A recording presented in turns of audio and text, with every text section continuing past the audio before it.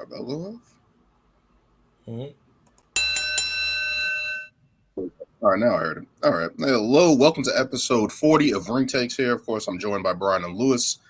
A lot of stuff going on in the wrestling world, especially in WWE. Crown Jewel just happened, so we're going to be talking about that. Crown Jewel and Raw recap and the return of War Games. But first, we're going to get into our Crown Jewel reaction. Let's bring up our updated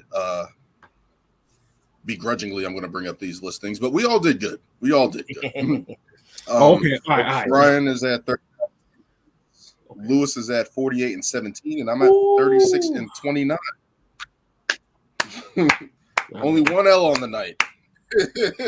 Coming up. Everything's turning around. This is the perfect time. Perfect time.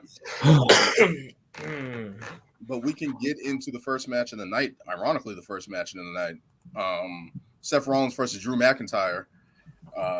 Hard-hitting affair. Really good match. I'm surprised, especially with how Drew has worked.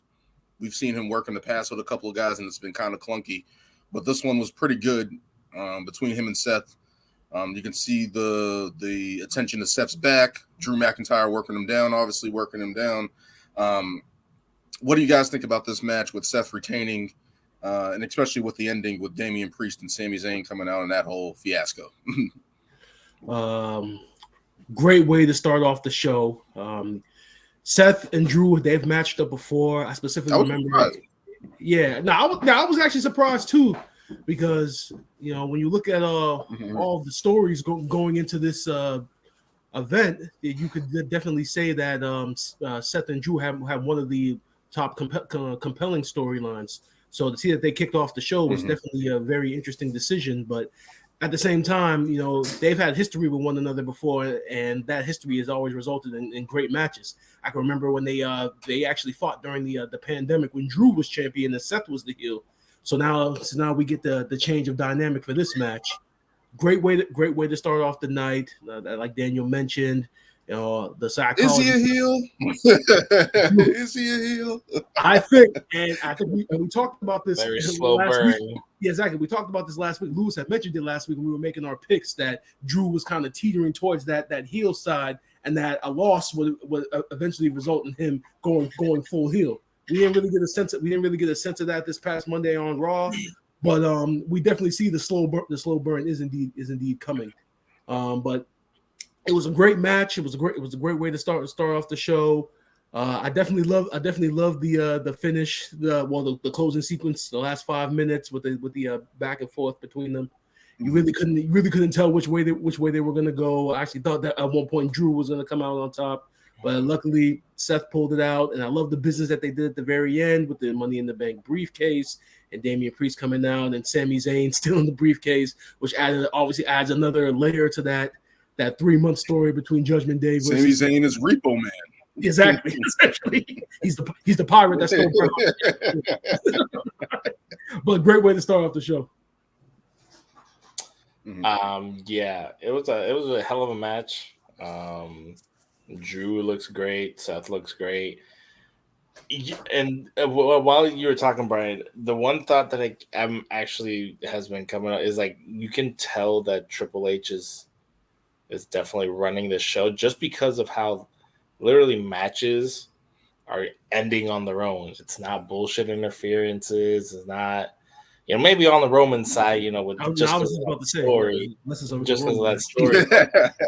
But like, hey, all that matters is the 1, 2, 3 in the ring. That's all that matters. I'm just saying, from years past, how many pay-per-views, every title match, somebody interferes, somebody gets DQ, somebody does something, and it's just like, I remember when I would watch NXT, and it was just like, these guys are literally just having a match, and either this person wins, that person wins. It's like a clean. I feel like it was almost like Bigfoot. Like we can never get clean wins like for a while. And now that Triple H is like, you're like, damn, Seth beat Drew clean, Seth beat this person clean, Shinsuke clean, even though it's like no DQ, whatever. But it's like they're actually like, hey, this person beat that person. It's not always like, unless it's like part of a story, like, you got Judgment Day, you got Bloodline, whatever, obviously those things come into play. But when you have somebody like Seth who's like literally defending his champion all the time and getting these clean wins, they're like, I feel like it just builds up these, these guys, and it just gives them like credibility, and Drew is not, he's not somebody lightly to be taken. I know we were all debating like, hey, I know Dan was like, no, he's got to get the win. It's that time, and I feel like it is time, but I feel they're not going to do it until Drew's like full blown heel, which I feel we've all been saying is needed, but his time is definitely coming. We don't know when. Maybe it could be Mania. Who knows? But we'll see how it goes. Yeah, I just want to add that. I mean, we got Clash at the Castle. I know he's had another. Title opportunity since then. I mean, we had Clash at the Castle. We had the IC title triple threat at WrestleMania. Mm-hmm. The one-on-one with Gunther at SummerSlam, and now we have the title opportunity he had against Seth. So that's 4 major title opportunities now that he's come up short now. So you would think that a full-fledged heel turn would be the way to go. He's a main event loser. He's a loser, ladies and gentlemen. A loser. No, I'm just saying, name all these opportunities. He hasn't won the big one since he beat Brock. Since he beat Brock in the Performance Center. So I was mad at the finish because it's like, again, it's just the way that they've been telling this story about Seth being injured, his back, all this other stuff. Who's more, outside of probably Gunther and all these other big guys, who is more physically opposing than Drew? Who's more tactical than Drew McIntyre? Who's more powerful outside of Gunther on the Raw roster? Maybe Bronson Reed, those big guys, but they haven't had the ring work yet that Drew has, all right? So just for me picking Drew, I'm like, everything's lining up for him to win. It's international. They can have something big happen on the house show like that, on the Crown Jewel like that, international. Give him that moment in front of those fans. The work he's been putting in, he's been getting people over, taking the L's constantly. So it's like, at what point, like, again, I just feel like WWE's missing their moments to we've been saying give Seth Rollins a break. Maybe it's being exaggerated for TV purposes, his injury and stuff like that. But he's been going at a long rate for a while now. So it's like, what is it? Is it the injury really there? Because if Drew McIntyre can't. But Dan, if Drew McIntyre, don't we need to finish all these stories? Don't we just love this long-term booking? Don't we? That's not the Cody Rhodes story. Missing their moments. Oh, is that something that happened at WrestleMania? Is that something that happened at WrestleMania? That's not Cody Rhodes' story, though.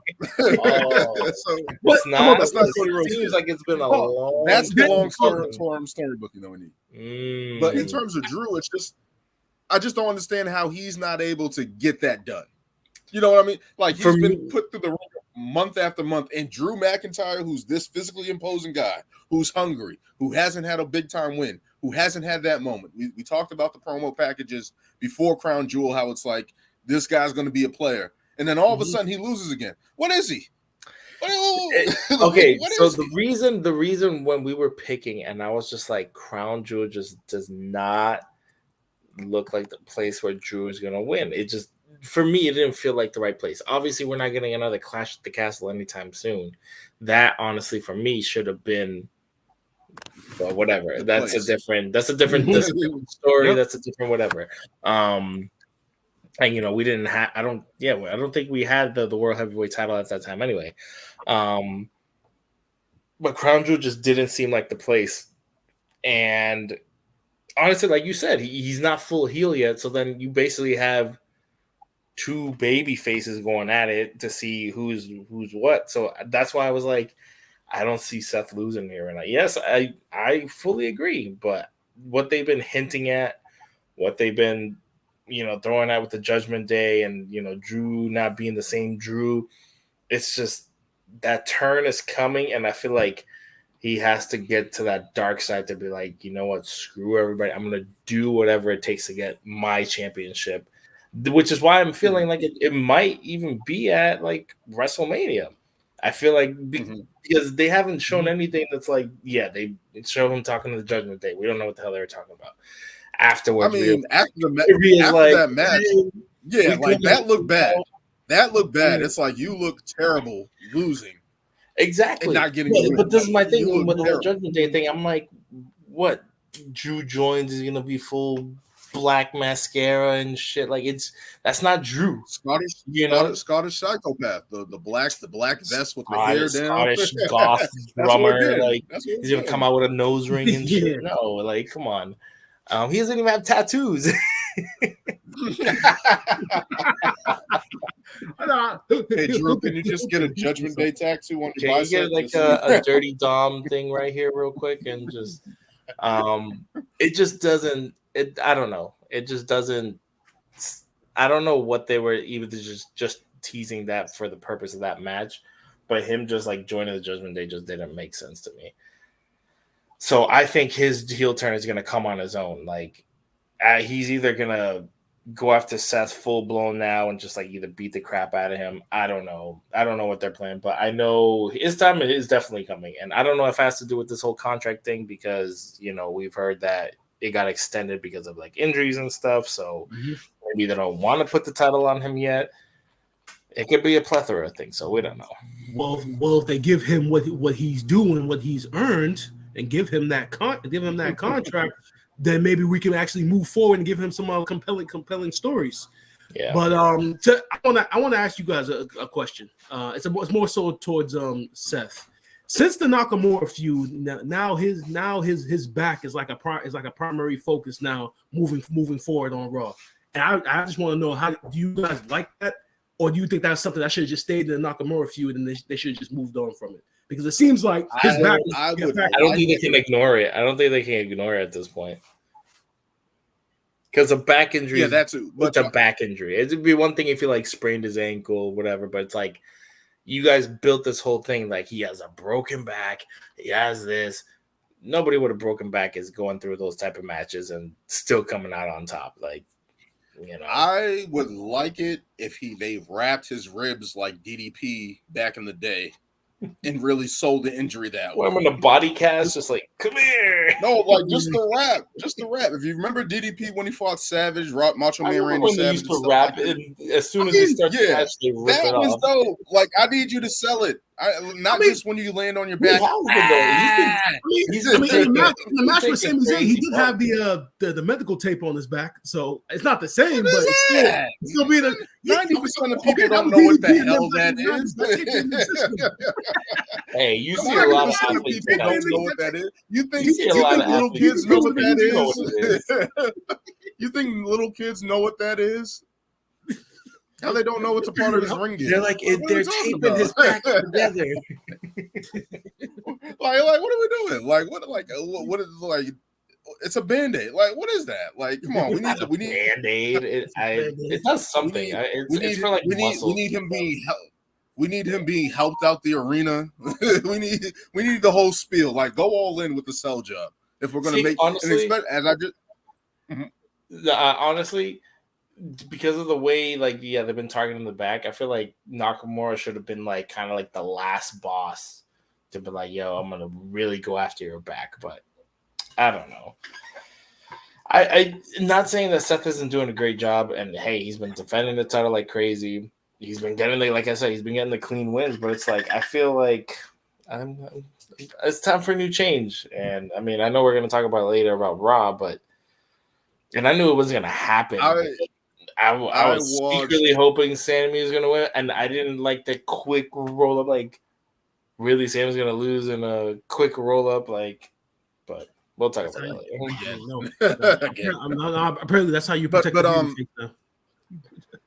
I guess. No, it's not just a WWE thing. It's an AEW thing. It's a TNA thing. It's a professional wrestling thing now. No, it's a wrestling baby faces now. Now baby faces lose the roll. Sneaky pen.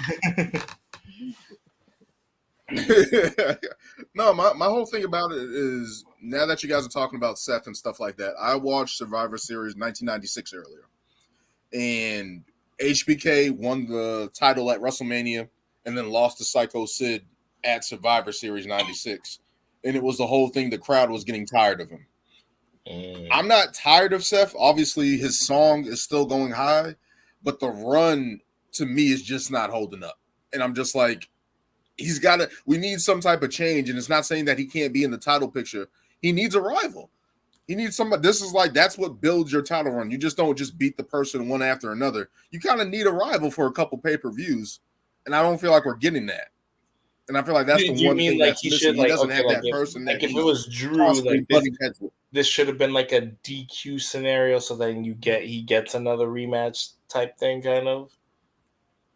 Or no, I don't like the DQ finishes because it's just like, Like if they did, I'm not saying they should have did a roll-up or anything like that. I think right now they're just trying to highlight as many people as they can. You got that how you highlight Shinsuke, you highlight Drew. I get it from that standpoint. Yeah, you know. I think they're honestly just really building it up as the workhorse title, where it's just like I'm beating people left and right. But it's like, and then I think that it's also that's the thing with the Money in the Bank thing because it's like them. You said but what? That's the thing. That's the thing. He's beating them, and then they just. He's beating them, and then they just go to the back of the line. He's that good. Because he's a Triple H guy. I get that, but the thing to me, the thing that's missing is that constant rival that he has. Like Triple H had The Rock, Austin had The Undertaker. Austin. Are you referring to someone that has like Brock Lesnar? In that case, there's only one guy I can think of that would fill that void, and that'd be AJ Styles if he was on Raw. Now, if you're talking about a guy who's constantly butting heads with, that you always have great matches with, or Brock Lesnar. You're gonna have Brock Lesnar for 3 pay-per-views in a row to build a feud. 3 pay-per-views in a row. Have they not done it with Roman? Unless you pay him like $2 million per, he's not doing that shit. Why not? Like you said, he's a free agent, right? Yeah, like I said, if you pay him $2 million per, bro, Brock will show up. But you're not gonna do that shit. I know it's been a couple weeks, but Omos is getting the title shot at the Rumble. Book it. Why must you bring negativity to this show by saying that man's name? And that man is done.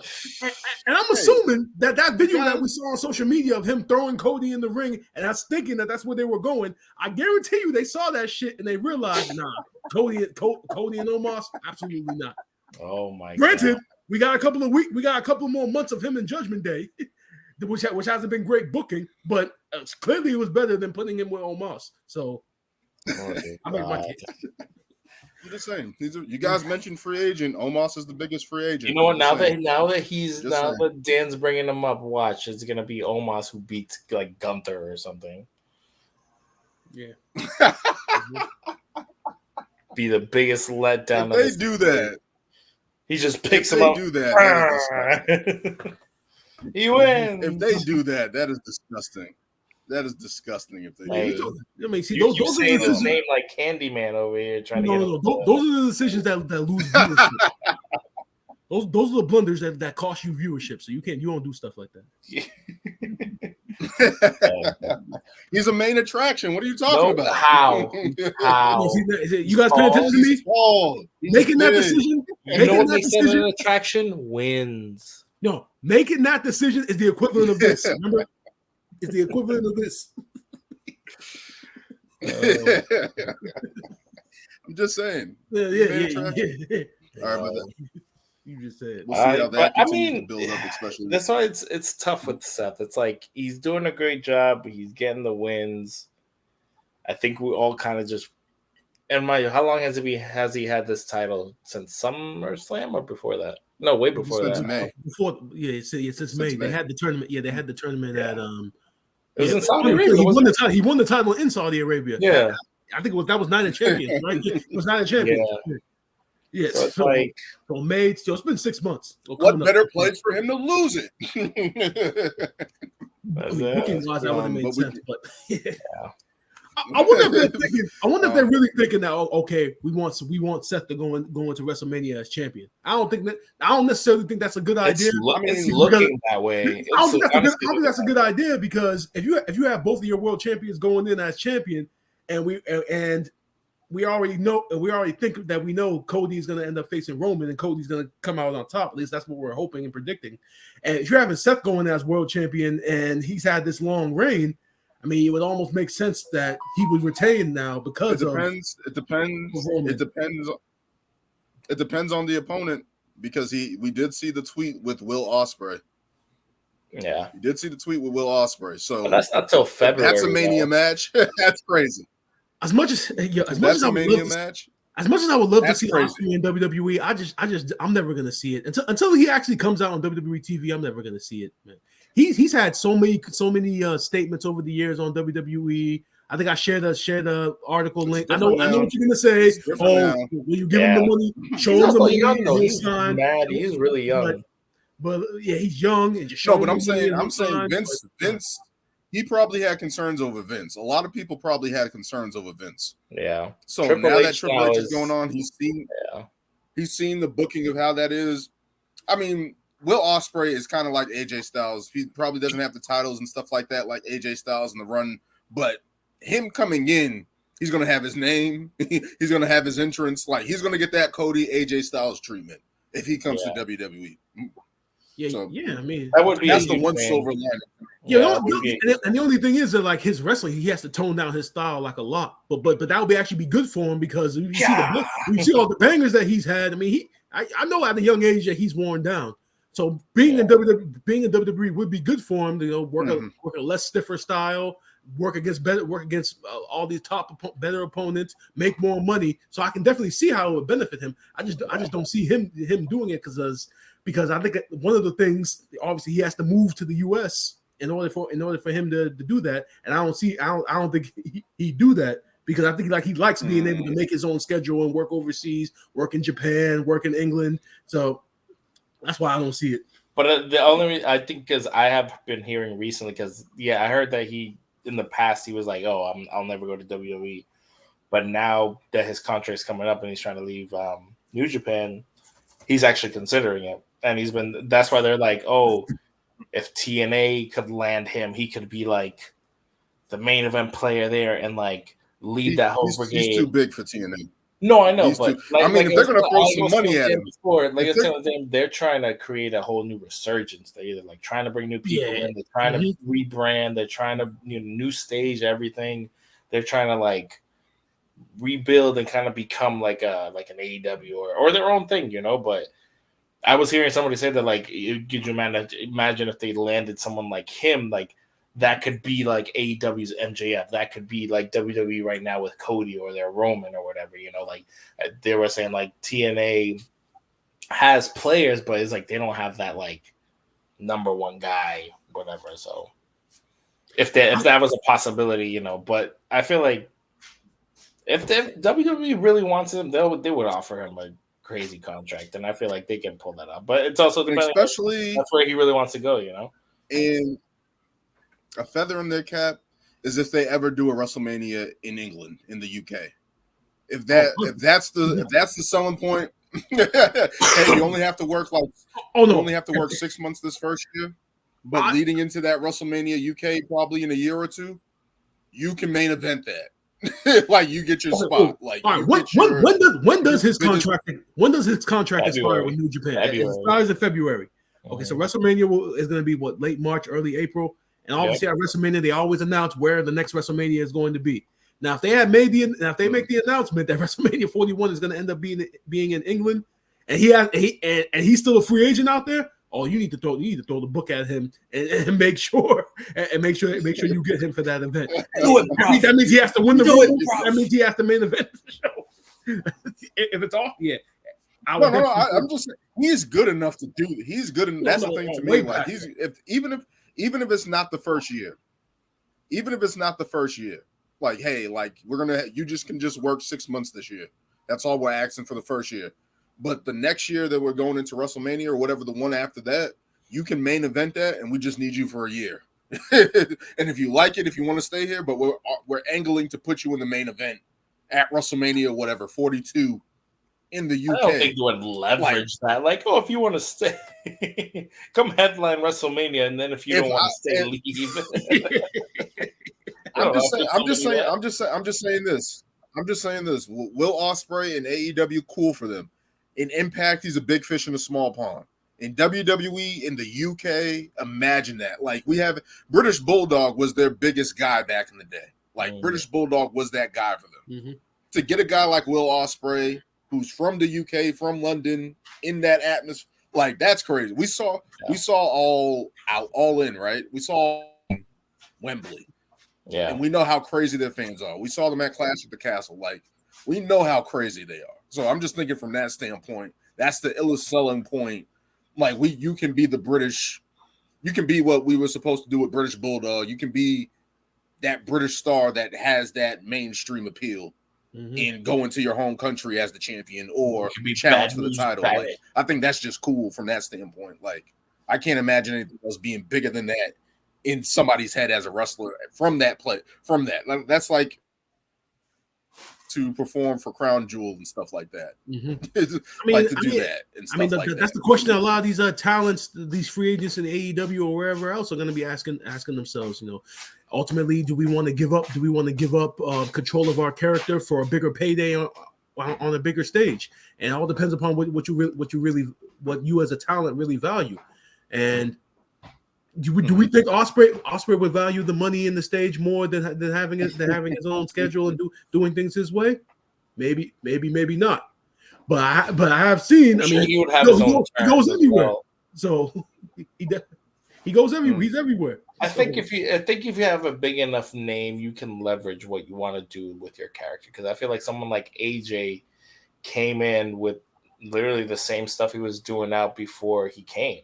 You know, and like AJ had that notoriety. I remember AJ Styles in TNA, but I didn't watch TNA consistently, but I knew who he was. And then I think I saw stuff here and there online about him in the Bullet Club and whatever. And then when he made the surprise, I was like, oh shit, that's AJ Styles. I was like, I never thought I'd see the day. He had Samoa Joe already, and then boom, AJ. I was like, that was cool. I'll never forget his debut. I remember that was a rough time for me too. So I'll never forget his debut. So. That I was like that was a shocker to me because that was before I was like really reading like reports and stuff like that. It was more just like I was just watching WWE.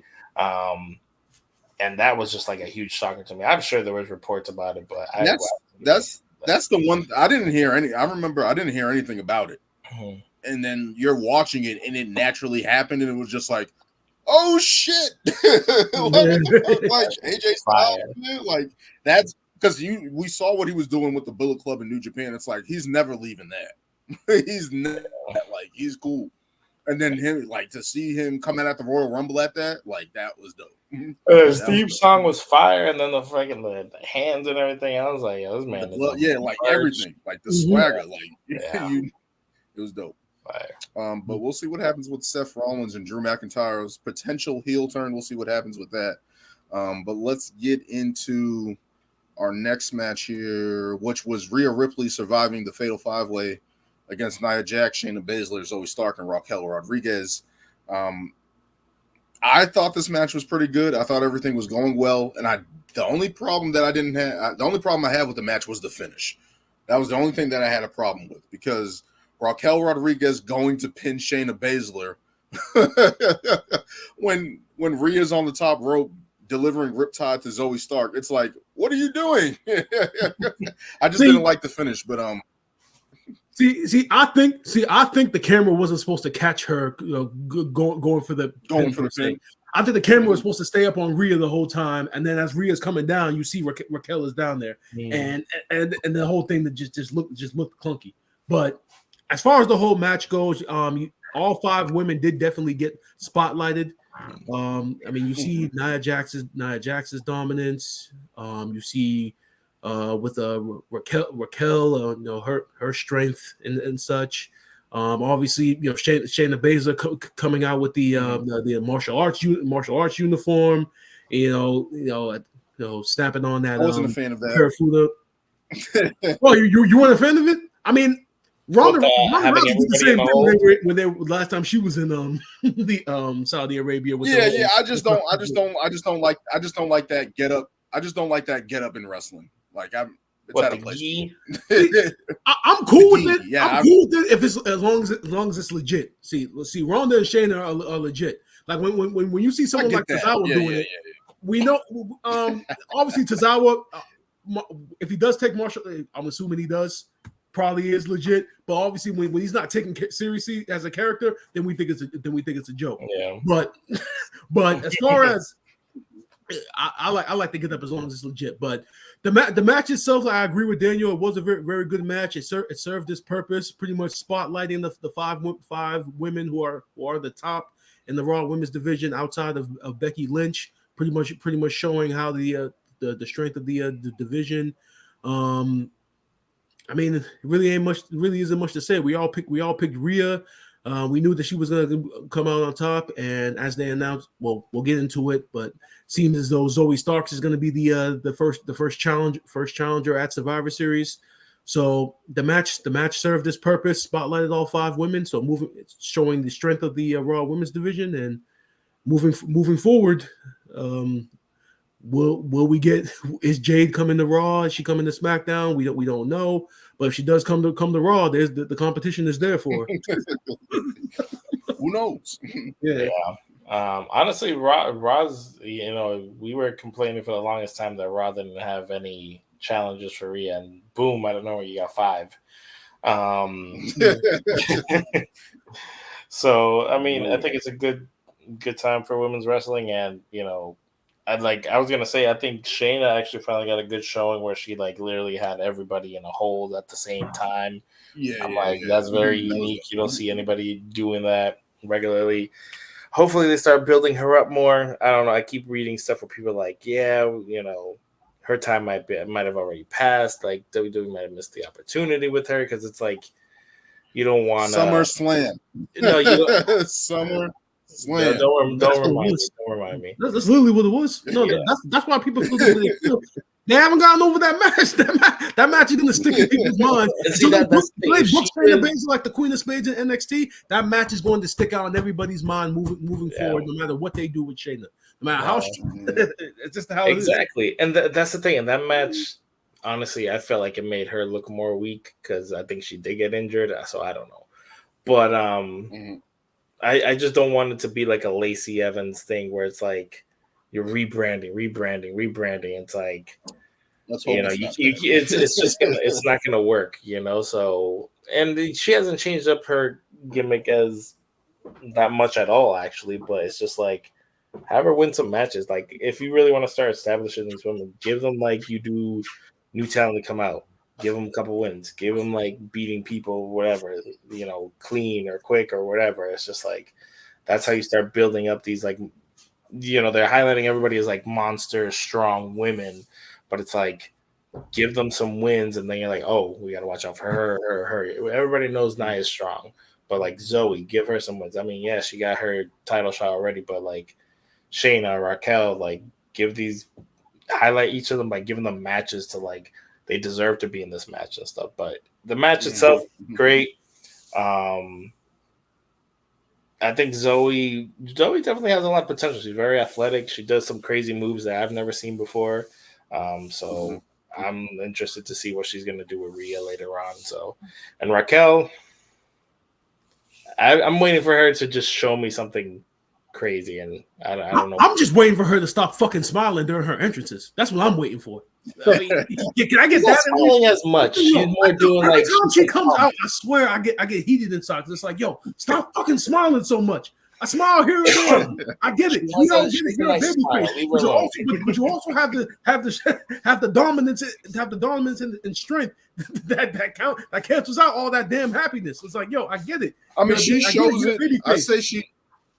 I say she shows it in her promos, like when she's like confrontational with somebody, you can see her be a badass. Yeah. Then as soon as her entrance comes out, she's smiling, like she needs to just power walk to the ring and be pissed off.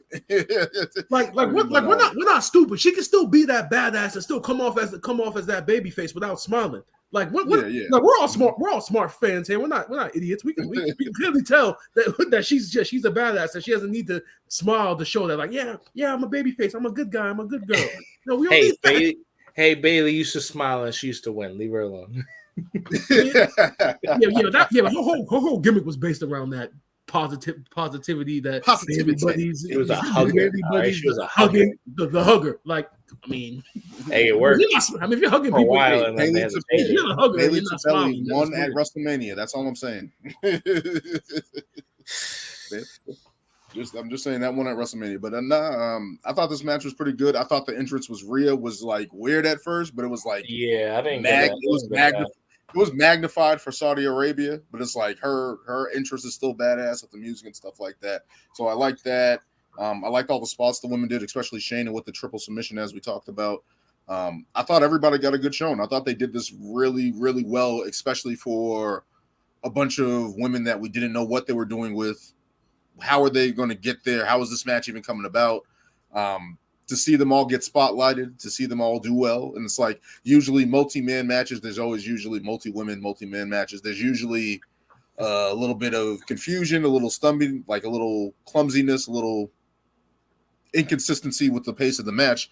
But I thought they did everything well until the finish. But the match was pretty good throughout. And I'm like, that usually doesn't happen with multi-people matches. So to get that performance out of all of them was awesome. I thought that was great. Mm-hmm. Let's move into my biggest pick of the night. Yes. Yes. Let's go.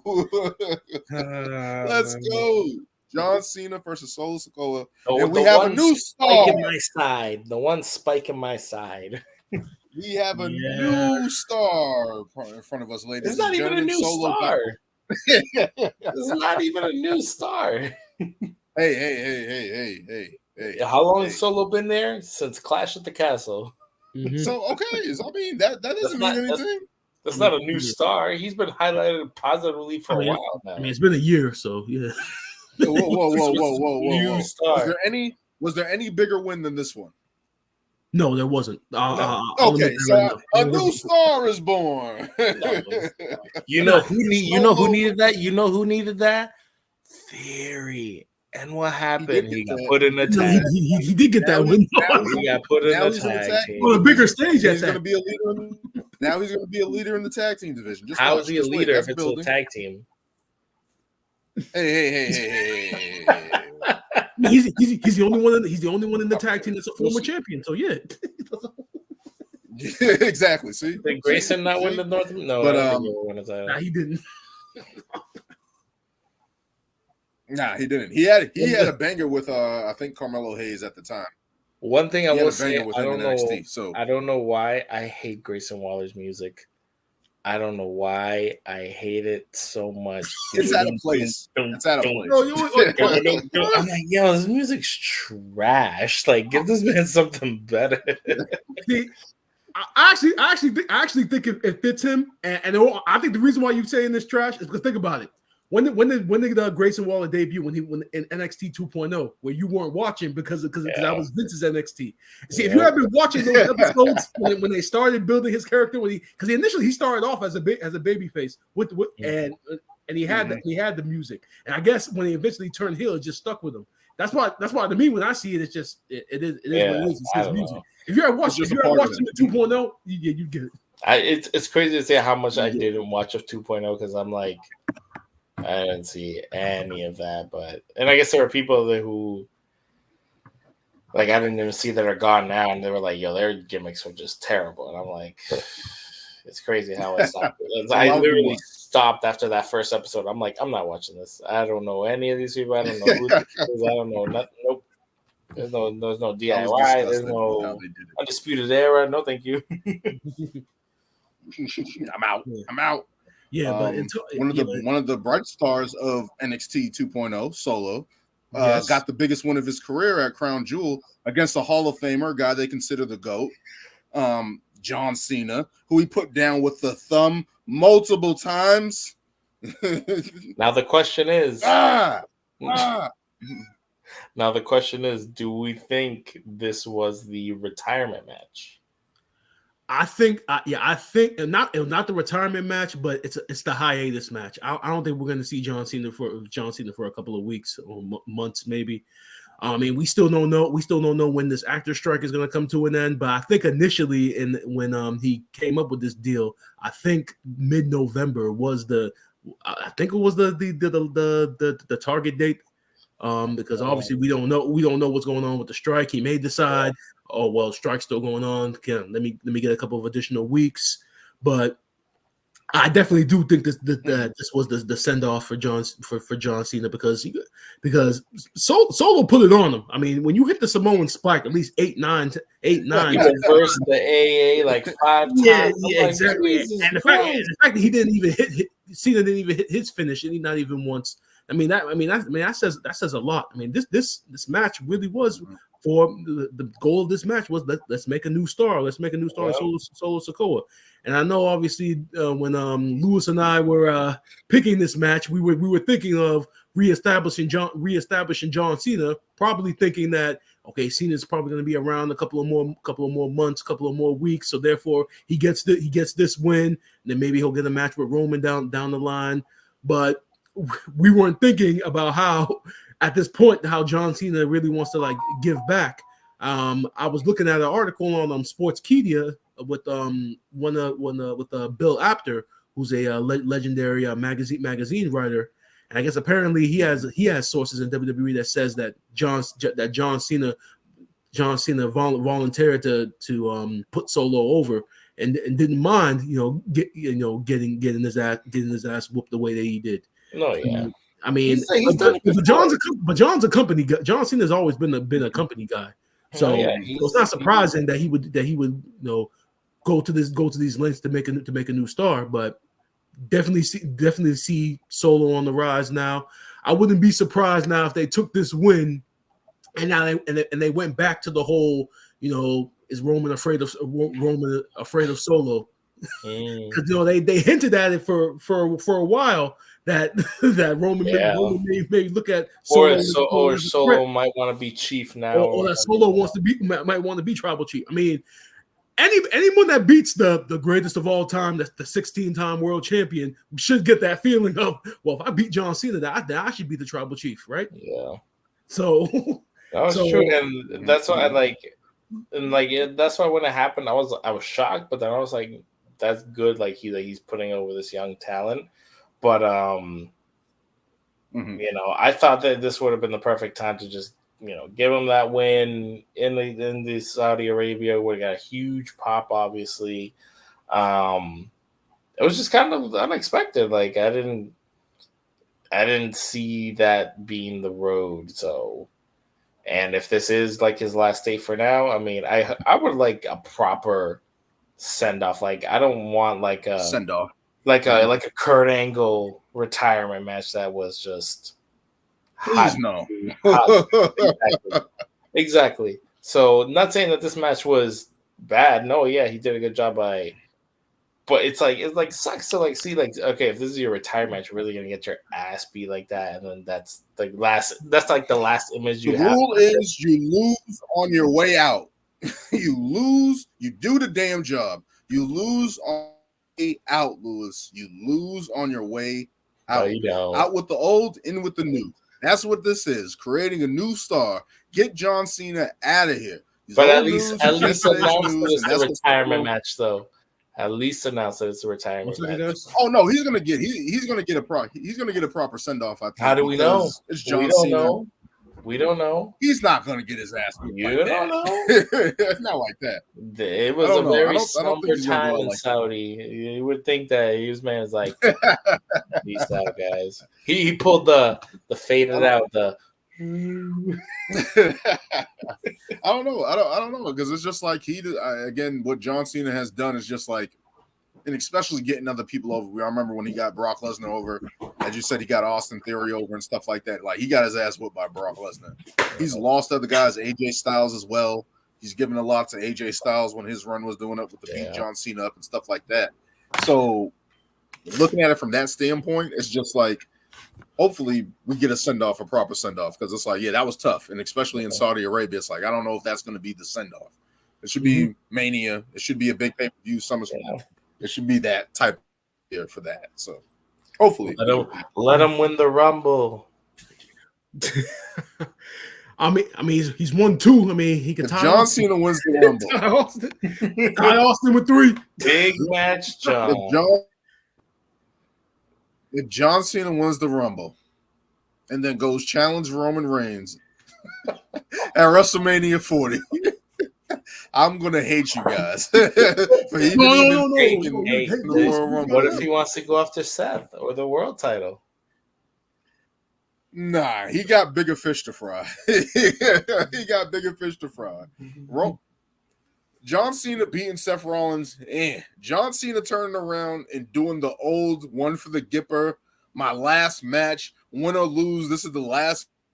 That build is legendary. And see, I would not be mad. I would not be mad if he like won the title and then like Monday or SmackDown, whatever, he just relinquished it, retired. Yeah, see, I'd be happy with that. And that's within his character too. Like I'm the champion, but I'm stepping out. I mean, this title should be fought for with like everything. Yeah, that does seem like a John Cena gesture. But dear WWE, please do not listen to this segment of the show. Please let Cody Rhodes finish his story. Thank you. Please. Thank you. Everyone's wanted this. It sounds good. Everyone wanted this story finished on the day after WrestleMania 39. That they wanted the story. They've been waiting for it for all these months. So you guys just had to push it out. It has to happen. Push it out. That's that. John Cena did enough. All right, he created Solo. It's all right. He created a new star. He didn't create him. Solo was a star. He gave him a rub.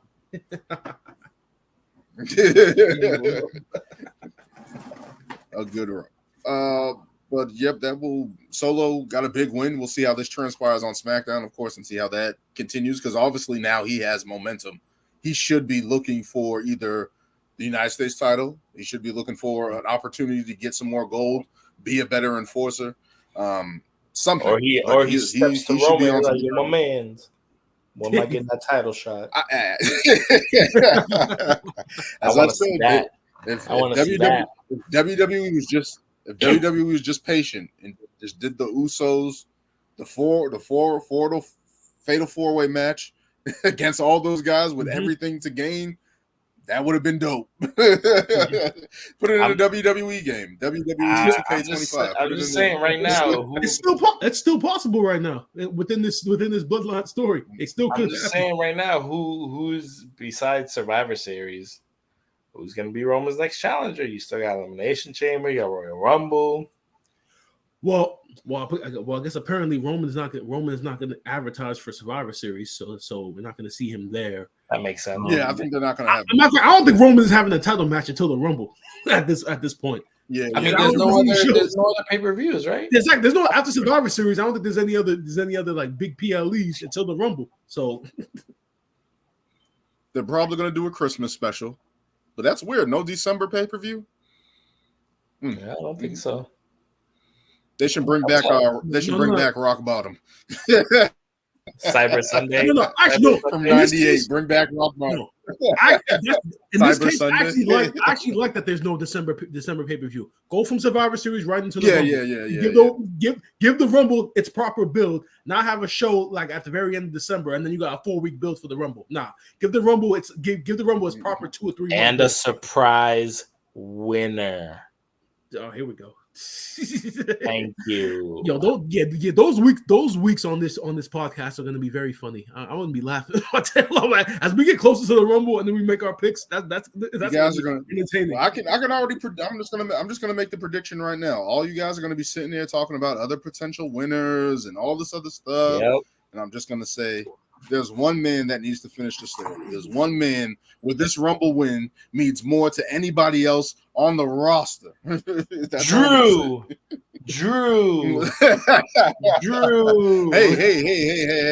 you were just praising the man. You just say, hey, he deserves it. He's been putting in the work. Yeah, he did. He did. He had his opportunity. So why not Drew? He had his opportunity he's supposed to beat Seth. Did he know? So did he know? It was a dark time. We don't talk about that time. He needs a proper time. Yeah, it was a dark time. It was a silent time. The world was closed. Damn it. We were listening to echoes on live TV. I like that's got to be something I do. Like go back and watch some of that Terrordome thing, Thunderdome stuff, and just see how it really was. Like, what was it called? Thunderdome, Terrordome, Thunderdome. Yeah, just watch all that stuff and just see how it was. See how different. Yeah, that was like, oh my god, that was tough. They did it, but it was tough. Yeah, it was tough. Some tough episodes, man. Let's get into. A man lost an eye. All right, a man lost an eye. Yeah. Miraculously got it back. Episodes, some tough feuds. Yep. Yeah. Those were some tough. He just magically gained it back. Eye for an eye, nonsense. Just like the eye on his mask. which, by the way, I'll even admit this: they stole that gimmick match from AEW because AEW had done the exact same thing weeks prior. Yeah, they did an eye for an eye match between Moxley and Santana. Because both guys had gotten it. Because I think Moxley's eye got taken out by Jericho, and then Moxley then took out Santana's eye because I think they were part of the inner circle at the time. So both of these guys had eye patches, and they had an eye for an eye match only because both of their one eye was covered, which made sense as a tagline for the match because they're both fighting with one eye. This shit with Rey Mysterio and Seth Rollins made absolutely no fucking sense because they were actually talking about taking somebody's eyeball out. Let's never do that again. I don't care what capacity the world is in. Let's never do that again. Because it was terrible on TV too. It was terrible. But we can move into another big one of mine. I called it. Logan Paul becomes. Can I go on this? Because I'm the only one that got this wrong, and I just need Daniel. You're gonna go over what happened in the what happened in the match. Yes, because Logan Paul had a killer entrance. Logan Paul had a killer match, and Logan Paul is now the new United States champion in short time in WWE. Finally has hardware. My only problem with it is that I didn't like how he celebrated with the title. I thought it should have been a bigger deal. He was kind of lost with it, but I guess he doesn't know what to do with it. But again, I thought the match was pretty good. Did he get an explosion afterwards? Yeah, he did. Yeah, he did. He did. I don't remember if he got the pyro, and apparently, his energy drink Prime was in that shot too, which I know for a fact. Yeah. He focused on. But obviously, I mean, I'm the one person who picked Rey Mysterio to win this match because I was thinking, with SmackDown being the show that it is, why would you have two of your male champions who are considered part-timers now, Logan Paul being a part-timer, Roman, he's in his own special category. I was just thinking, you're going to put yourself in the same position that you put the tag team division in, where you have one set of tag team titles all the way over here, and all these other tag teams, what are they fighting for? Now, on SmackDown, you got all your main titles are with guys who aren't there every week. So now people are showing up to work. What exactly are we fighting for? What are the stakes are we fighting for now that there's no title? But I understand Logan Paul's appeal. I understand what he means to the business. I understand all of the great matches that he's had, everything that he brings value to the brand. So obviously putting the United States title on him makes the absolute sense. But when we look at how they went about it, there's only one person to blame for Logan Paul winning the title, and that is Santos Escobar. This is all his fault. Why? I'll tell you. I'll break down why. As we saw in the finishing sequence, Logan Paul's guy comes out with the brass knuckles, puts the brass knuckles on Logan. Oh yeah, I remember now. Brass knuckles get knocked off Logan Paul's hands. His guy goes to get him. Santos comes out, puts his foot on the brass knucks. Santos picks up the brass knucks, puts them on the apron, and then chases Logan Paul's guy off. And then Logan grabs the brass knucks and knocks him out. Now, common sense would say, if you're trying to keep Rey Mysterio from losing the title, you take the brass knucks and either hit Logan Paul with them or put them on your own hand and go after his guy when you chase them off. Instead, he left them on the apron right in front of Logan Paul's face. Logan Paul grabs him, knocks him out. Now, this is not foreshadowing towards a heel legato. I don't know what that is, but to me that was blatant. I'm not gonna lie. He left the brass knucks literally on the apron and then chased the guy off. Like that's foreshadowing. That's foreshadowing that heel turn with Santos is coming. You know, it's funny when he got the brass knuckles. I really thought the heel turn was going to happen right then and there. I thought he was going to hit Ray. It should have. That would have been perfect time to do it. That would have been a perfect setup. But we all know they're going to rewatch it. Ray's going to be like, "What the hell? Oh, you're really going to accuse me of like doing this?" And that's going to kind of. And it's easy for Santos to turn. He's like, "Oh, they say meet your heroes, blah blah blah," and then watch Dom come around. He's like, "Hey, I told you, my dead be dead." Blah blah blah. Like it's gonna make it. But now the thing is, if that happens, is everybody gonna turn against Ray? Are you gonna have Zelina turn against Ray? I mean, you have to. I mean, you would have to, because the whole group has to go with Santos. They started with Santos, so they would have to follow Santos. And honestly, Ray doesn't need a stable, because he's the ultimate underdog. He stands. No, true. I'm just saying. Okay, let's just say if Santos just goes full heel, does that just mean everybody has to follow suit now? Like, I feel like Zelina is kind of like similar. She's not ND like LWO's like manager. She's just like the female of the group, So if like she's like, oh shit, Santos turn, and then obviously the other dudes are gonna follow him. But is she like, well, I'm gonna do my own thing because I don't want to turn against Ray, or am I just like, nah, screw him. Let's all just go back to what we were originally came to SmackDown for. As I said with the John Cena and Solo match, out with the old, in with the new. It's time for Santos and those guys to get Rey Mysterio the hell out of here. He's had a great run. What is Hall he of Fame doing? career. All right, so now you're finally signing off on a heel stable now, because for all these weeks you've been the one saying, "Oh, we can't have all these heel factions all running around on TV. We can't have all these heel factions." Now you're finally. Want to know what? It's like WCW in 2000. Forget about all these old guys taking up all these young people's time. It is time for Santos.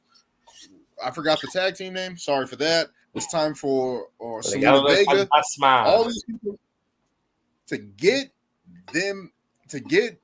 Carlito and Rey Mysterio out of here. You can't get Carlito out of here. You just came back. All right, Daniel. I love the point that you just made, but you're making it on the wrong company. Make that point to the other company that's run by Tony Khan. Make that point to them. Make that point to them about older superstars. All right, Sting, Edge, Christian, Jake the Snake Roberts. Jake isn't wrestling. He's just a manager, and he doesn't even show up on TV anymore. No, he was just on Collision this past Saturday. Number two. And they just signed Ric Flair last week. So that's all I need to say. I don't understand that. I don't understand that one at all. They're trying to get Charlotte Flair. That's all that is. Nah, her ex-husband's there. She don't want to go there. Oh yeah, Andrade is there. So she ain't going over there. Oh, they're divorced? It's been hinted at. Oh man. He's not on her Instagram much alleged. And she ain't wearing no ring no more. But that's tough. In talking, but in talking about Logan Paul, like I said, I understand what he brings to the brand. But what happens to SmackDown now? It's like now that you don't have a consistent U.S. champ and a consistent world champ, it's almost like you gotta like now who's ever the writing team for SmackDown. It's like now you guys got to get creative now, because now you don't have those a title per se for the men to be fighting. It'd be a shame if there were tag team titles on SmackDown. It'd be a shame if there was something to build towards. You would think that common sense would say, okay, we need these tag team titles separated now. Please. So now, because I don't know now when it comes to SmackDown, because it's like, what is everybody fighting for? This is what I was saying. Women have something to fight for, but what is everyone else fighting for now? But this is what I was saying before when we were making picks for the pay-per-view. I'm like, I think now that Logan Paul has the title, I don't think he's going to be a part-timer just for this, having the title. Mm-hmm. Yeah, he's going to go flaunt it on, his podcast and stuff and all that stuff. But I think if he's going to have it for I don't think he's going to hold that title for very long. I don't know. I would think they would want to get on somebody who is going to be there full time. I feel like he could be there. What is it? 2 weeks till Survivor Series? Like I think he could easily lose the title at Survivor Series. But that also depends on who they're going to choose to be, to face him. And it's like it should be someone good that we actually want. Shouldn't be like Theory.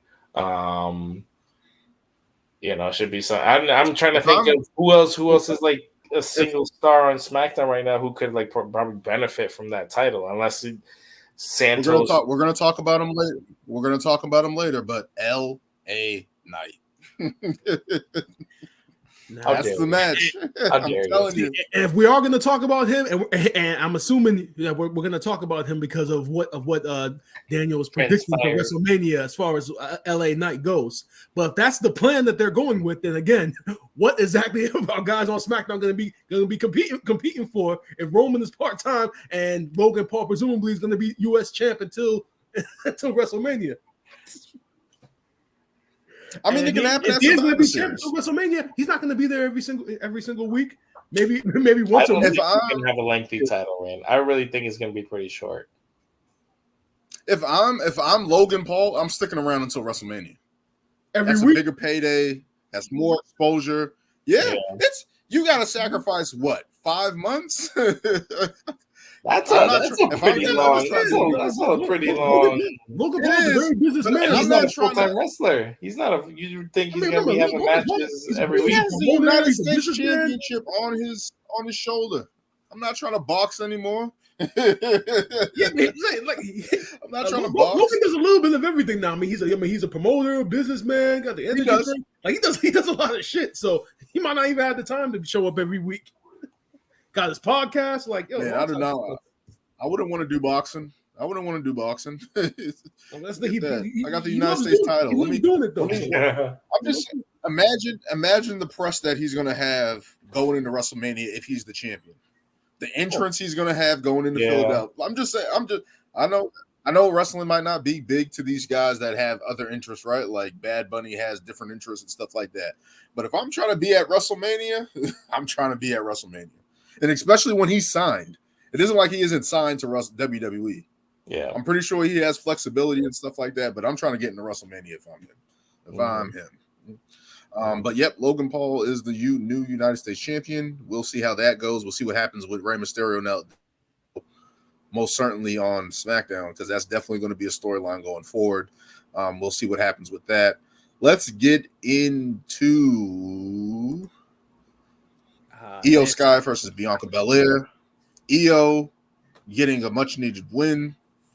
And we finally have some developing story elements with Damage Control. We have Kairi Sane returning, assisting Io title, and this definitely took a turn. I thought the match was pretty good. I thought the match was going back and forth. I thought Io was taking a little bit too much punishment, but then she started coming back in the match and having a good back and forth with Bianca. Ultimately, Kairi Sane came out and helped her with the win. Landed the big elbow drop. What do you guys think about the match? What do you guys think about Kairi Sane returning? And what do you think about Bayley's place in this as well? Who was shocked to see the returning Kairi Sane back with Io Sky. You can go first since I kind of went off on the Rey Mysterio.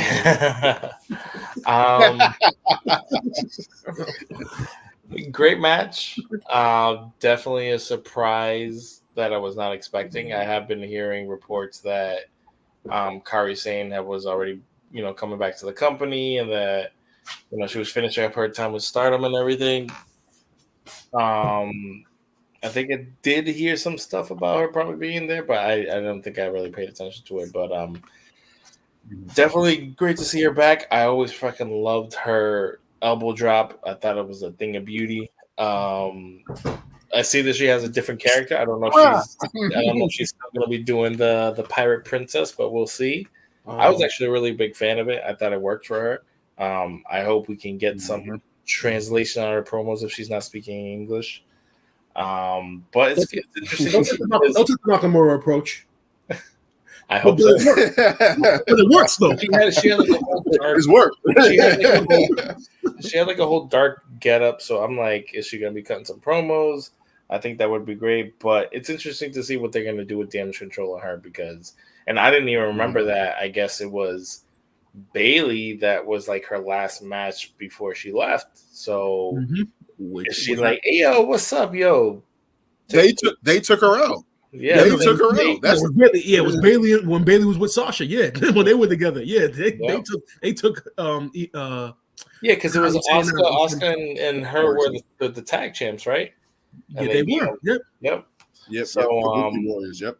It's an interesting story that's going to write it. I hate that they're going to have to work with, which I think is going to be very interesting. Like I said, I think Bianca needs that heel turn, please. Don't know if we'll ever get it. I'm not sure if she's trying to be like the female John Cena and just be a babyface the whole time, but I feel like I want a heel Bianca. I just feel like it would suit her way better. Okay. Now, Lewis, I agree. Now we do need a heel Bianca, but now I'm seeing that she has a new reality show with Montez Ford coming out. I think on Hulu. So she's not turning anytime soon. Yeah, so that's not happening. But as far as I don't see her getting the title anytime soon. Yeah. I don't see that either. And honestly, at this point, I don't really think she necessarily needs the title. I mean, think well, she had that very long title reign. I think at this point, she doesn't need a. Yeah, it's other people's time. She's already established. She's already been established. She held the title from WrestleMania to WrestleMania, correct? She won it at WrestleMania and then retained it at WrestleMania and then lost it. I think it lost it in Saudi Arabia. So she had her reign, she had her time. So let's get some more like compelling feuds with her outside of the title. But as far as this match goes, this match was very good. I mean, obviously, you know what you're gonna get when you get two competitors like Io Sky and Bianca Belair. I also agree. I did think that Io did take a little bit too much punishment psychologically. But obviously, with as dominant as Bianca has been, I can accept it in this case. As far as Kairi Sane goes, there was that report that Lewis mentioned that she had been signed months ago, and I guess they were just waiting for the right time to debut her. As much as I liked her as the pirate princess, I think they're gonna go a little bit more serious route with her. Granted, even if she still was the pirate princess, Triple H is in charge right now, and Triple H booked her very well in NXT. I think she was a 2-time NXT champion. I think she was one of the first few women to actually pin Shayna Baszler. I think she beat Shayna straight up in the Mae Young Classic tournament, and then she beat her for the title. So Kairi Sane was booked very well under Triple H's tutelage. So you already know that with her being on the main roster, that she's going to be well taken care of. We mentioned the whole Bailey involvement, which is actually going to be very interesting moving forward, how that impacts the damage control relationship, because Michael Cole had alluded to it on commentary last time we saw Kairi saying Bailey was the one taking her out. So you would think how is that going to factor into damage control, and so that actually probably is going to be the best storytelling for damage control since they first came together, because we've been complaining about how they never get any wins. They're always losing. We shouldn't be taking them seriously as a stable. When is the breakup going to happen with Io and Bailey? But now that Kairi Sane is involved, this is probably the most interest that damage control as a stable has had, because now you don't know what's going to happen with Io now. If the reports are true, and they're gonna prepare Io, Kairi, Asuka, and I think initially they were gonna have Saray come back. But, until you send that report. Until the report came out that Saray had signed with another promotion. But the plan is to put those three women together in a stable. Please, I'm all for it. We're all for it. I think Daniel. I think you were the one that's been calling for this. I remember even before the podcast. Even before the podcast on social media, you were calling for this. So he wants the Yakuza bosses to just take everybody out. I've been saying this for the longest time. Just have them be badasses and kick ass and run rugshot. And see the Asuka joining makes sense because that was Kyrie's tag team partner. So if they're all like, yo, we can be dominant, get Bailey the hell out of here, then boom, you got Bailey actually going after the title again. So beat up Bianca. Oh, they got a pathway to real be damage control. Now you really want to talk about the concept damage control? Put those three together. That is your definition of damage control. But you can't have them lose either. Yeah, and I was just thinking, like, I just thought, like, the way Kairi Sane came back, her getup was similar to Io's, like punk rock, punk style, like that Japan style of teen punk and stuff like that, grunge. I don't know what it's called, but their entrances, it just made me think about Io Sky's entrance and stuff like that. So to see them pairing up again, pairing up at all, I think that's pretty cool. I think it's a good way to go, and especially if they add Asuka to it, that will be legendary. But now that we have a potential Bailey face turn, it has me thinking. There's a person out there who has been on the show for a little bit and has been a free agent. And this is a perfect opportunity if Bailey turns face to bring Sasha Banks back for WrestleMania. Sasha's not a free agent. Is she? She's a free agent. No. She's not signed. Yeah, she's not Stardom. They don't think they well, they said they haven't because since the injury, I saw that they hadn't booked like any matches for her because of her injury still. So, but I didn't hear that she wasn't a free agent though. I think they said that they didn't. I can't remember what I saw. I think they said something about like her not coming back, or they don't know the status of her. Yeah, come back. First things first, she needs to recover from the ankle injury. Yeah, I mean, that's number one. How bad is that ankle hold because of that? She broke it. Yeah. How bad is that ankle injury? It's pretty bad. Now, like if you actually watch the video of her breaking it in the match against Willow Nightingale, no, I saw the video. Yeah, it looked weird to me because I'm like, what happened? But I'm just thinking in my head. I'm just thinking if Bailey's turning face, is she going to team up with Charlotte? She's going to team up with Dakota Kai, who we don't know the status of. And who is she going to team up with? Because she's going to get ganged up on. Do we know that Bailey is going to turn face in this instance? Because remember, if you look at the story, I mean, Bailey's kind of the I guess the best person to be heel in this situation. Yeah. She's the easiest one to hate. Because if you really look at the whole story, they can be badasses and still beat the crap out of her. I don't know. Bailey's been heel for like 4 years now, since before the pandemic. How are you going to get the people behind Bailey again? Yeah. Without doing the whole hug character. You gotta do what the Miz is doing right now. You gotta do what the Miz is doing right now. Unless they want to take the sexual route and mention her ass. I don't know how you're gonna get the people. They don't need to. I doubt they don't need to. That's its own story. That's its own story. But just in general, I'm just like I don't see how. I feel like they're gonna try to make her a babyface because it's like her as a heel. It just doesn't make it. Who's on her side? That was the thing that made her as a heel. Jade.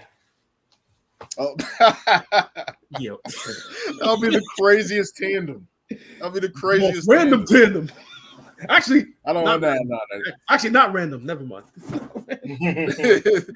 They can't do that. They can't do that. I don't think that's the way. Yeah, just has me thinking about Sasha Banks and the potential return because it's like, who else would she feel comfortable coming back to, other than her best friend? Triple H is in charge now.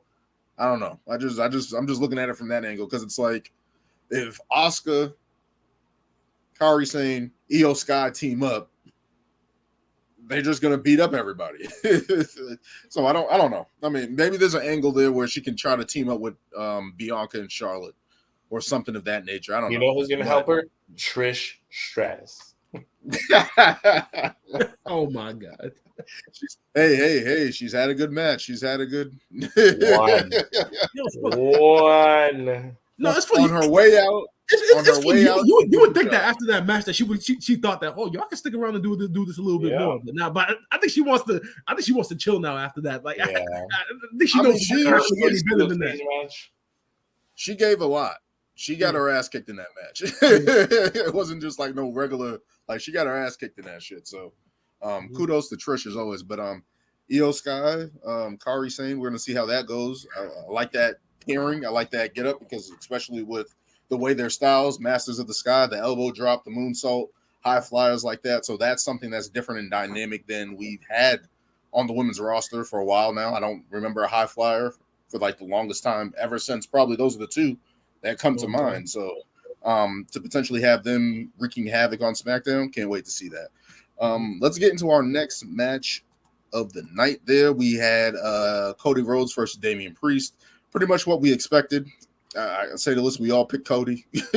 I honestly feel, Daniel, I'm sorry to cut you off. I honestly feel like this needs to be short and sweet because honestly, I was looking at this match the exact same way at the last pay-per-view. I was looking at the tag team match with Cena, LA Knight against Solo Sikoa, and we all knew the outcome. Where it was just like let's just get to the finish. We all know what's coming next. We hope what's coming next, which was announced on Monday, which was War Games. So it's pretty much I was watching this match with the mindset of Cody get the win so we can hurry up and get to War Games and be done with it. Same thing. Because there's nothing to focus on because they've been telling the same story with Cody and the Judgment Day and Cody and somebody. Sammy and somebody, and Jay and somebody in the Judgment. 6 months. It's the same story's been told with them against the Judgment Day for like 4 months, and that's exactly what we got here. Sammy didn't come back out with the briefcase, so that story wasn't further elaborated. It pretty much was what it was. Cody get the win. So let's focus on war, so we can build towards War Games now. So we don't really focus on this that much. Yeah, Brian the shortest segment in Ring Takes history. We're going to continue to move on and get to our main event here of Roman Reigns versus LA Knight. Roman Reigns getting the win, continuing his ascension into God mode as the greatest of all time. Roman Reigns puts LA Knight back on the back furnace. Gets him out of here. Gets him out of here. Just like I predicted. You say like this was like his. You say this as like this was his only opportunity to like get a title shot. It's done. It's done. One and done. No. One and done. No. Similar to how Kevin Owens was and Seth Rollins in his reign. One and done. Get LA Knight out of here. He wasn't built properly. I've been saying it. Stop it. He lost clean. He didn't even lose clean. Come on. Whoa.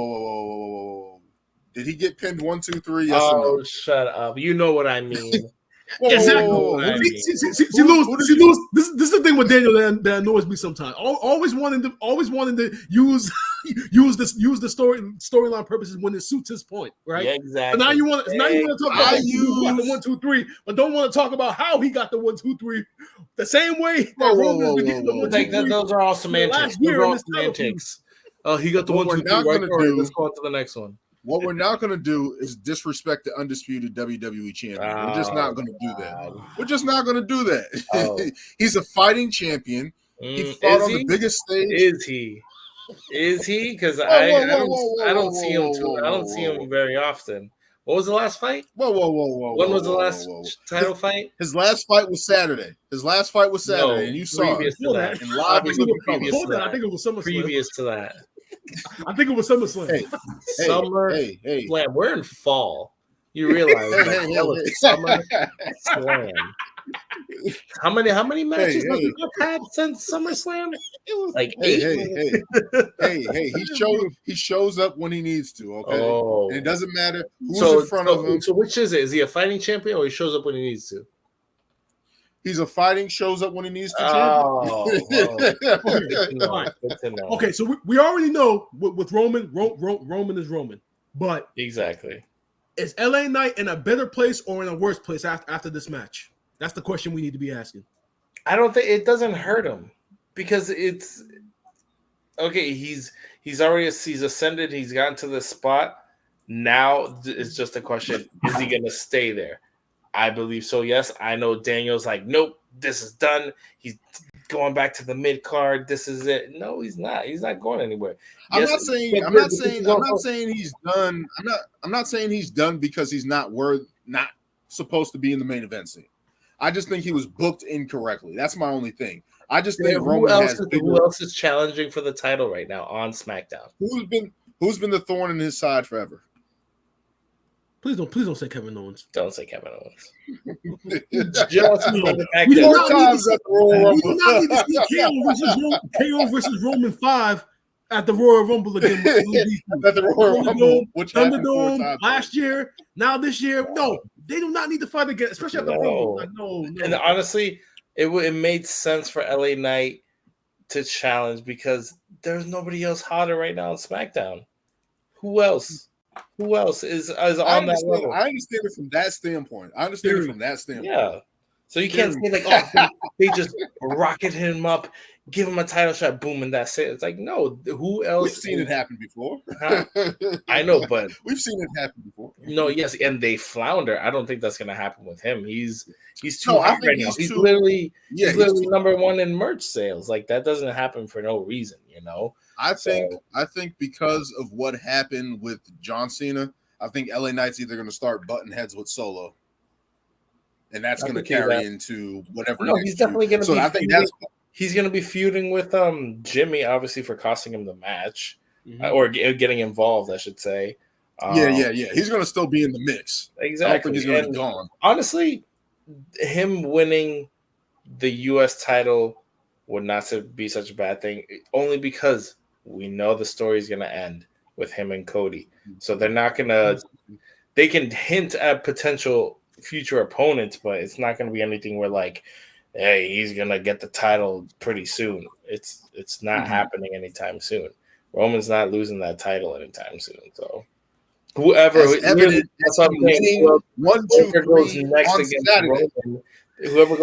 next against Roman, we all know they're not winning.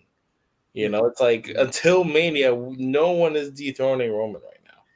Yeah, I honestly think that the only thing that can like kill LA Knight's momentum is if now after this title match, like let's say he gets a U.S. title match or he gets a IC title match, like if he starts losing those, then his momentum is going to start getting diminished. But I think for now, like we've said for months, I mean the only thing that's changed from LA Knight since he came back is LA Knight has been his opponents.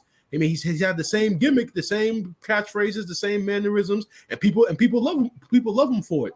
I mean, nothing's really changed. Nothing's really changed in his character. So he's still gonna have that positive momentum from the fans. But then if he starts losing like big matches, then from fans like us, we're gonna start looking at him and say, okay, like the fans love you, but you're not winning. So why should we care? So. Yeah. I mean, I don't think he should be out the main event scene. He's going to be entangled with the bloodline anyway now, right? Like he has beef with Jimmy, he's battled Solo, so he's going to be in that mix. He's going to be a thorn in his side. But I'm just thinking from the standpoint, who else has been a thorn in Roman's side for all these years and stuff like that? I don't see Bobby Lashley elevating himself into that spot right now, just the way they're booking him. Could anyone else?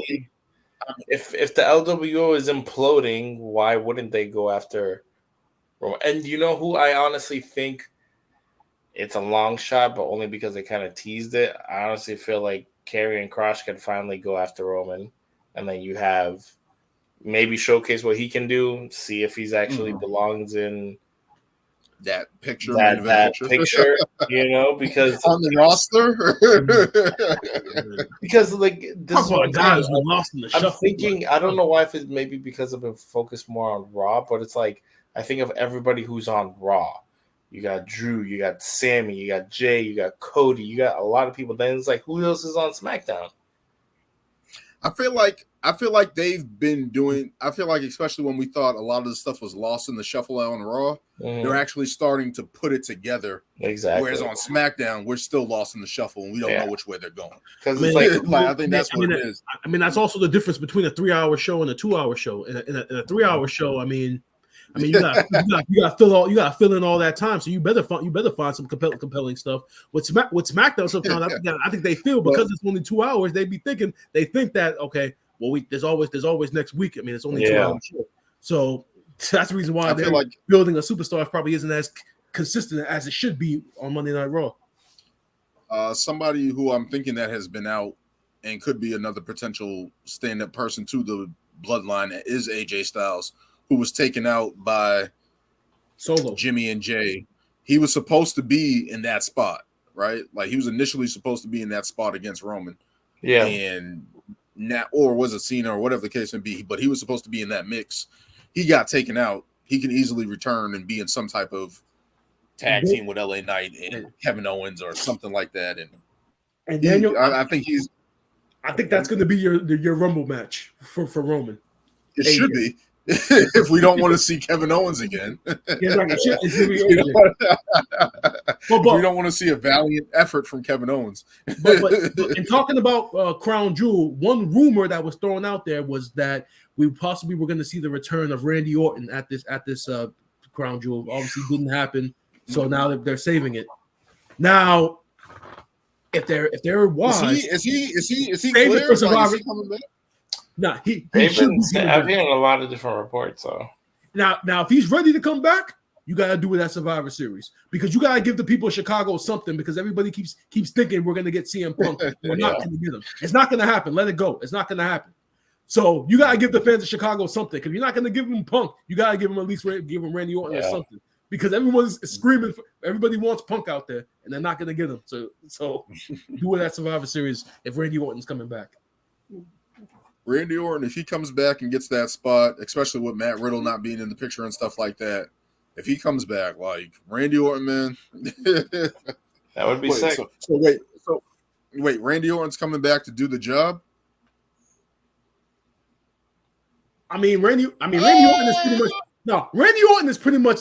Well, Randy Orton, he's not getting another title reign. I wouldn't say he's John Cena status right now, but as far as the accolades go, he kind of is at that level. He's in that category. 14-time champion, 15-time world champion, and Randy Orton is. I don't think he can be hurt by a loss by at this point because he's Randy Orton. Yeah, exactly. Yeah, true. I just think there's bigger. If Randy Orton's coming back, there's bigger things for him. There's a different storyline out there for him, and it happens to do with Roman Reigns' WrestleMania opponent. That's what I think. I think that's where that's going to go. But that would be a good match. Until then, Roman Reigns continues his reign.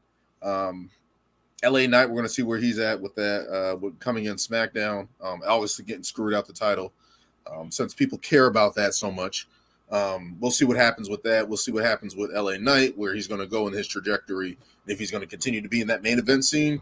But that was good from Crown Jewel. Crown Jewel was pretty good. And like as you guys said, you guys have been saying that those shows have been pretty good. They actually have been pretty good. So to get that was awesome. It was a good show. Honestly, I think that should be their new model now for these PLE events. Just go overseas. Just do these shows overseas. Because you got a better fan atmosphere. Because those fans overseas, they don't get it every single week. They know they don't get it every single week. So when they do get it, they show their appreciation for it. So you might as well just keep your PLE. Just stay overseas. Except for WrestleMania and the Rumble. Every other show, just do it overseas. just pick an international country. Just pick a country. Pick a country that's profitable and just do it. You want to get pushed for a month while we go promote in your home country? Let's go to Africa. Let's go to Brazil. Yeah, exactly. International company. I mean, with the signing with an Endeavor TKO, UFC and stuff like that have always done international shows. Japan. So WWE, who has been having trouble getting into these other countries, especially I think in Japan because of the wrestling, how it's booked there and stuff like that, the territories and stuff like that. So that could be another avenue where they have a business card that they can be like, hey, we can go to Brazil and do a damn show, which would be crazy. So to think of it from that standpoint, that would be dope. But let's get into our Raw recap here. A lot of interesting stuff happening. We had Drew come in and have a little promo. Not really much developing there. We had the official signing of the Creed brothers, and I forgot the girl's name, Ivy. Ivy Nile, I believe. Yeah, Ivy Nile. Yeah. So seeing that signing happening, Shinsuke making short work of Akira Tozawa, and potentially setting up a showdown with Otis. So we'll see what happens with Shinsuke there. But let's get into what you guys think about the IC title #1 contender shot between The Miz, Bronson Reed, Ricochet, and Ivar. which was a hard-hitting affair. Everyone got their stuff in. What do you guys think about that match? In The Miz becoming the number 1 contender out of all of that. Well, I knew. I think we all had a good idea that Miz was going to win the match after the promo last week with Gunther. Yeah. I think, but the one thing that on social media people are talking about with this match, not even talking about the match. Danny's a 2-time Hall of Famer. They're talking about the finish. Sorry, Grand Slam champion. The Miz. But a lot of talk in talking about this match has been the finish. I mean, the dirt sheet sites have pretty much been saying that the finish didn't go as planned. That Ricochet wasn't supposed to kick out when Ivar pinned him, and that he was supposed to get pinned too, and there was supposed to be a double pin with Ivar and the Miz. But when you see how it turned out, it would make sense that Miz would be the number 1 contender after the promo. He's already beat everybody. Exactly, and then you had Ivar attack Miz after the match, which was a vicious beatdown. But the one thing I did like about the match, Miz's move set as a babyface, some of the stuff that he was doing, stuff I've never seen him do, like when he did the little tornado DDT, when he did the cold breaker from the corner. I think he did that. Yep. So his move set so definitely you can see that they're trying to establish Miz as a babyface. Me personally, I just don't think that it works because the one time that they did try it just fell flat. I mean, they tried to put Ric Flair with him, it didn't really work. They gave him the figure 4, didn't really work.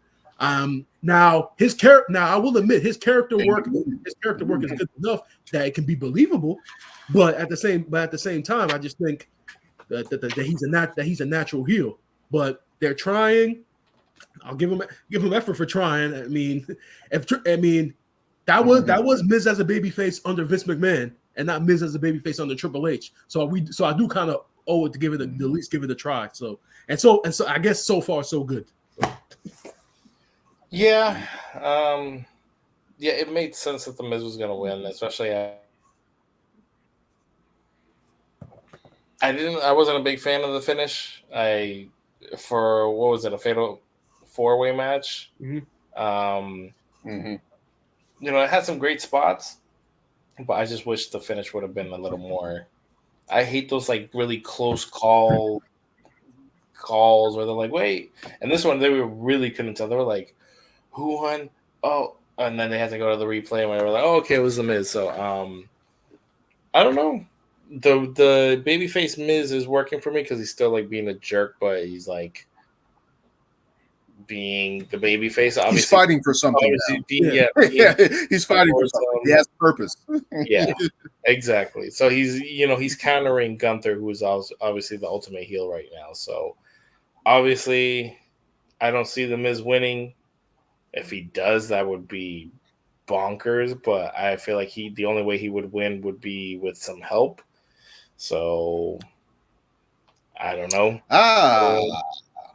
That's what I see. Who's been getting treated like shit in Imperium? Bring back the Miztourage. Who's in the Miztourage? Bring back the Miztourage. Curtis Axel and Bo Dallas. Now, obviously, thoughts and prayers with Bray Wyatt. I know that probably that Bo Dallas probably mentally isn't all there. I mean, you lose your older brother. Obviously, can't only imagine the emotions that he's going through. But if he's ready to get back into the ring, bring back Bo Dallas. And I don't know what Joe Hennig has been doing. Curtis Axel, we haven't been keeping tabs on him. So yeah, bring back the Miztourage if you really want to. Miztourage, I forgot all about that. No, the B team, the B team. Oh man. No, I like this match. I thought the match was pretty good up until the finish. And first thing I didn't like was the ref. If they're both getting pinned, why didn't you do the double? Yeah. See, here's my thing about the finish. I know a lot of people have been making a fuss about it, but I actually thought at first that it was kind of creative. Because think about it, you got a double pin going on right now. The ref is literally counting for both of them. And then one guy kicks out at the same time he's going down for 3 and the other guy is still down. I actually thought it was kind of creative. When they played the replay back, I'm like, okay. okay, this made sense. Why did they taking so long to figure out who won this? Like in fast motion live, it was pretty obvious to me that like Miz won this clearly. Miz won. Ricochet kicked out, double pin. The other guy kicks out. I mean, I thought it was kind of pretty simple. It was different. Yeah, but not what was planned. My only beef was that the 1, 2, like when that situation happens, have the double, and then you can signify. But that was my only beef with that match. I liked Ivar getting the attack after the match. Obviously, they're still having plans for him. Like it just wasn't just a one-off. He's obviously being showcased. And he's a big guy that can move. He was doing some shit. My girl was here and she was like, "What the hell?" Like he's doing some stuff, Lance, just like eye popping. Him and Bronson Reed are doing some stuff, and I'm just like that. Like these guys can move. They're athletic. They jump off the top rope. It's like if they're looking for anything in the mid card division and just having different contrasting styles of hard hitting affairs. Tsunami. Yeah, that it's he missed it. He missed it. That's what caused it. He did. So but no, he took his own self out. But no, I really like that match. Miz facing Gunther is obviously an uphill battle for the Miz. Obviously, we have that set up.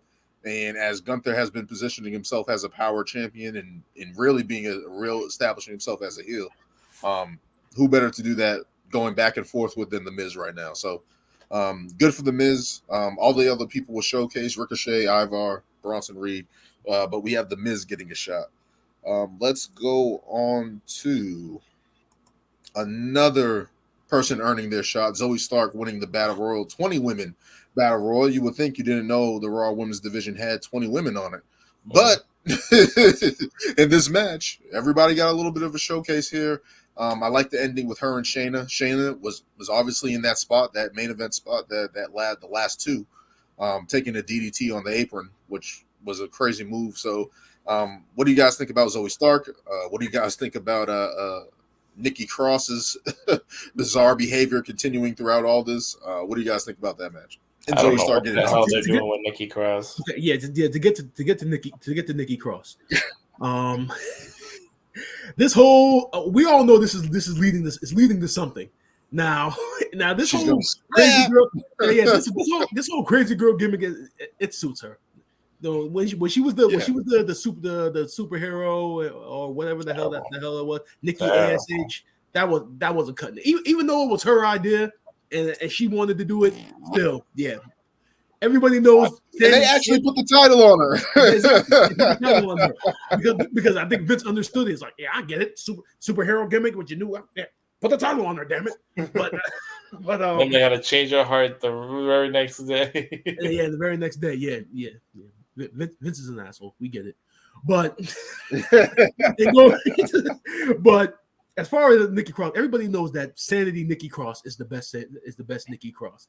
It's that crazy gimmick is just her. I mean, from her mannerisms to her facial expressions to her actions, like the crazy maniacal female that just suits her, and I think that's what we're gonna get from her. But as far as Zoe Stark goes, I'm happy that it was her, because when you look at the women that competed in the Fatal 5-Way, you couldn't go Raquel again, because Raquel and Rhea has been done enough. I still think that it would have been as good as it would be to have Nia Jax versus Rhea now. I still think that Nia is still fresh to people coming back. And even though she has taken out a lot of the division, I still think that we still need to see more of Nia beforehand. I mean, I thought they were going to go Shayna. I thought this was going to be the first step towards let's get us getting the Queen of Spades back. But to have Zoe Stark, I mean, so it's somebody new. Triple H did have high praise for Zoe Stark during her time in NXT. I think she was a tag team champion. Yeah. The only thing I didn't like about Zoe Stark in NXT was the fact that I thought that this heel character that she's portraying right now, I thought that's what she should have been in NXT the entire time. I think in the very beginning they had her as a babyface. Yeah. You could just tell. There's just like I said before about Miz. There's just some people that you just come across in professional wrestling, and no matter how they're acting, you can just look at them and they just come off as a heel or a babyface. And to me, Zoe Stark has always just been a natural heel. When they put her in the tag team with EO and NXT, I mean, it was clever because they're both have different personalities. But I always just felt that Zoe Stark is just a natural heel. And when she linked up with Trish, I think we finally got to see that. So we talked about Raw's women's division and how we felt that there was Raquel and Becky, and then that was it. And now we got now you got now you have Nia. Now you have Shayna, who they're trying to reestablish, and now Zoe Stark can be added to that category. So great way to build a new challenger in the division. I love the backstage promo that they have when Zoe is pretty much telling Rhea, like, I hit you with my finish, and if it wasn't for Shayna Baszler, I'd be the champion right now because she interrupted the count. So I love the backstage. So this is definitely going to be a good matchup between them. And obviously, I honestly think Rhea is a tweener right now anyway. So you can match her up with a heel and it won't matter because everybody loves mommy. So yeah, no, same. I wasn't mad that Zoe won. I honestly didn't know which way they're gonna go. I thought maybe it could have been Nia, but like Brian said, I feel like she does need a few more matches. I feel like she's just like been beating people up and that's it. Like it hasn't been like her getting wins and stuff like that. So I'm not mad at it. Excuse me. Yeah, I think Zoe's she's up and coming. Don't think she's gonna beat Rhea right now, but hey, you never know. She could also get the Saraya treatment and win on her first attempt, but I don't see that happening. Rhea's too hot right now with the Judgment Day and has all these other things going on. So her losing the title right now, I don't see that happen, but it's gonna be a great showing for Zoe. Like she has a crazy finisher. She has some crazy athletic moves that she does that I haven't seen any other woman do. So I think she's progressing very well, and I can see why WWE is like, all right, we're gonna give you a shot, see how you show out on a bigger stage against our top, female wrestlers, and see how it goes. So, I thought it was great. I mean, I feel like WWE's obviously higher on her, right? They paired her with Trish. They had her in the ring with Becky. They continue to show her ascension in terms of fighting Shayna Baszler, right? They have like a little buddying rivalry, right? Like, I'm better. I don't know. I'm going to win. All that stuff like that. And I think she's pretty good. Her in-ring work is awesome. I thought she was good in NXT, one of the bright spots from 2.0, where I thought, hey, she's pretty good. They're actually showcasing her and stuff like that. So to see her get this opportunity is dope. As we talked about Nia Jax, I just don't think, as Brian said, it's going to take a little bit for her to get back into that title picture. And I think that could happen at the Rumble. I think that could happen in Perth at the Elimination Chamber because she's also from Australia. So I think that's something that they could also showcase and do with her and Rhea Ripley showcasing the show down there. But yeah, I love what they're doing with Zoe Stark. Zoe Stark is from Australia? Really? No, Nia Jax. Oh, Nia Jax. Nia Jax. Yeah, yeah. Oh, I did not she is. I did not know that. From Wales. Yep. No, from there. If that does end up the case, that's your Elimination Chamber match right there. Then that should be the main event. Like that needs to be the main event chamber or whatever it is, or the match leading into it. But yep, she's from Australia. Wow, she's from Australia. Who knew? Yep. So I'm just like, that's a little nugget there. Like I think Sydney, Sydney. Yep. So I think we just booked the Elimination Chamber. We just booked the main event for Elimination Chamber. It's gonna be Nia and Rhea at the Chamber. I think that should be the setup there. But Zoe Stark, we all like her ring work. She's been progressing. We just know her as a fighting challenger right now. That's been kind of her character on the main roster. So her matching up with Rhea, we know they're good in ring technicians, and we're going to get something good out of that. Let's get to the main event of the night there on Monday Night Raw. Seth Rollins returning against Sami Zayn, a banger of a match. And I've been saying this. I'm laughing at Lewis because his reaction right when this match was announced. I've been saying for the longest time that I thought when Kevin Owens and Sami Zayn broke up, I thought they were going to be in the main event picture, especially for reasons like this. The ability just to put on banger matches and Sami Zayn showing his single star potential, his single star ability, his single star grab in terms of the crowd, he's still there. Like, that's not gone. And if anything showed this against Seth Rollins, he showed that. So, what do you guys think about this match? Okay, the match, the match itself, tremendous. I think they started it like at what, like exactly at 10:30, and it went like a full half an hour. Yeah. So the time was there. Sami Zayn, Seth Rollins, amazing. Copying. No, but the one thing that I loved about this whole ordeal was the fact that they had a promo segment of Sami Zayn talking about his match against Roman this past year, but at Elimination Chamber, and I love the fact that they did that because they showed that, like, there is a even though we probably think it won't happen, but we showed that, like, he is a top contender. He's been in this situation before, and I love that they built towards it, and they showed that, like, okay, he's not coming out of nowhere. I mean, this guy went up against the top guy and the top guy in the company, took him to his limit in his hometown. And they built that up towards the match, therefore giving the main event, making people care about the main event match even more. That's something that I wish they would do a lot more with some of these main events, whether it's on Raw, SmackDown, or NXT. Like, show that there was that this guy is a top contender. Show that there was a journey to him getting this match, and that he didn't just get it out of the blue.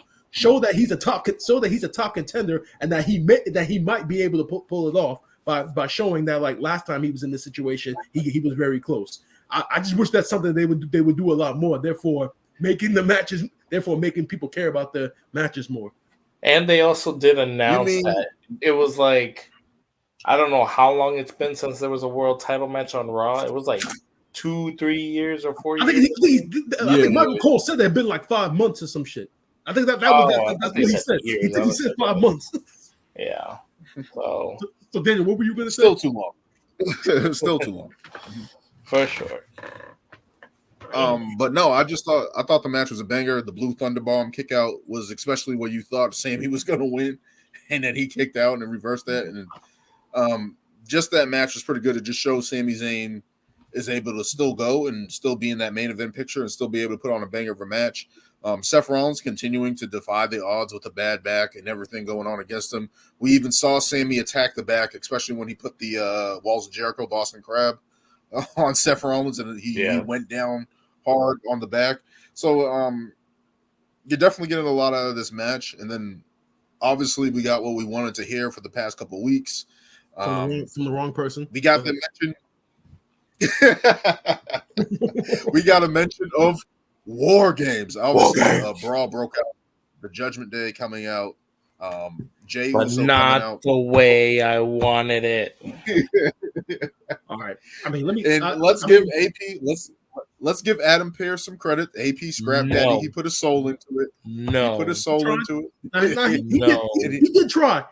You could tell that he could tell that he was trying. He was trying to give it that umph that William Regal does. He tried. He tried. Yeah, there was chaos. There was chaos around the ring. He came out. He said there was going to be War Games, and then obviously it wasn't from William Regal. When you post this, you got to make sure you put a little William Regal reel of him saying War Games, so we get that real. I'll try to fit it in there. I'll add it in. Let's be real. We have been waiting for this match since the Raw after SummerSlam. If you really think about it. Because that's when this whole Judgment Day versus Cody, right? KO, and everybody gets started, and it's been going on ever since then. And we're finally getting it.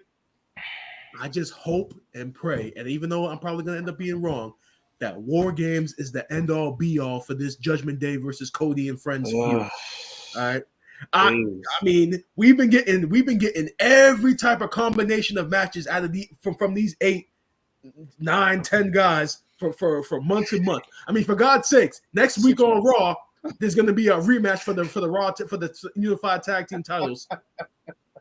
And this is going to be the third time these teams have gone at each other like in 2 months or in a month. The third time they're going at each other for the main event of Raw. Like, come on, please. And the thing about it is, And I know Cody Rhodes is coming to Raw every week, looking at the script and thinking, just get to the Rumble, get to the Rumble, everything picks up for me. Because I know he's looking at the script every week, looking at it like, damn, we're doing the same shit again. Oh, who cares? I'm gonna be at WrestleMania. I'm gonna be in WrestleMania anyway, so we're gonna get there. So I don't care. I'm tagging with Jay again. It's like we're facing Damian Priest. We're gonna win the titles and then lose them in a week again. I think that's how he's getting through it. Just knowing that, like, I know I'm gonna be taken care of at the Rumble, and maybe at WrestleMania I'm gonna be taken care of. So let me just get through these tough fall and winter months, and then when January comes, I'm good. Yeah, I really hope it's the end of this war. And it's funny that the only piece that's missing is Kevin Owens, and because he's on SmackDown, he's not a part of it. But we're not going to get. The only thing I don't know with Sammy losing. I don't know why I keep getting hints of like a heel turn, even though after he's been cutting all these promos about him fighting the Judgment Day, unless that was just a whole plan to get him to this point. So I don't know if he's in kind of like the same boat as I don't know, just from like the interactions with him and Jay and stuff like that. Like, you know, he was having all these things like, I don't know how to feel with you here, you know, because you know, it's because of you that Kevin Owens isn't here. So how am I supposed to be happy? And he's like, real. So I don't know. There's been I feel like something's coming with Sammy, and I don't know what it is. I don't think it's a full blown heel turn, but it might be some type of betrayal. I don't know. We'll see. I think they're going to definitely allude to that in the coming weeks, building up into War Games. The tension between Sammy and Jay.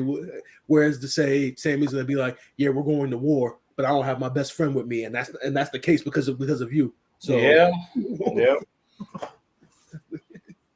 Last time, I'm just gonna say this: last time Sami Zayn was in War Games, he had to prove himself to the Bloodline, and now with the whole trade of Kevin Owens, with all the stuff with Jey Uso, it could potentially be a setup for him to turn his back on them. But I just don't know if that's the case. Maybe because he's gonna be like, you're teaming up with Cody.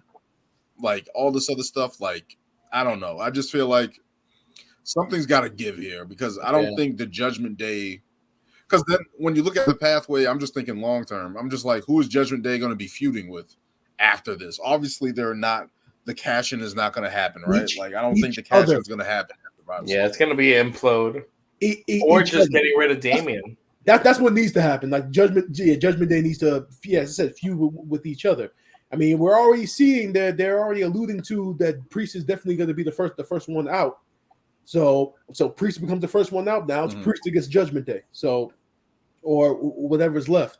Yeah. I mean, if they fill in the void with Drew and we get the Scottish Psychopath with the eyeliner, cool.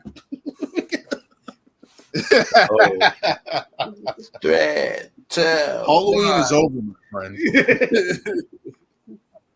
Halloween is over, my friend. But I don't know. This is the thing, because it's like if Judgment Day loses again, they lose another big main event match, which I don't think is going to happen.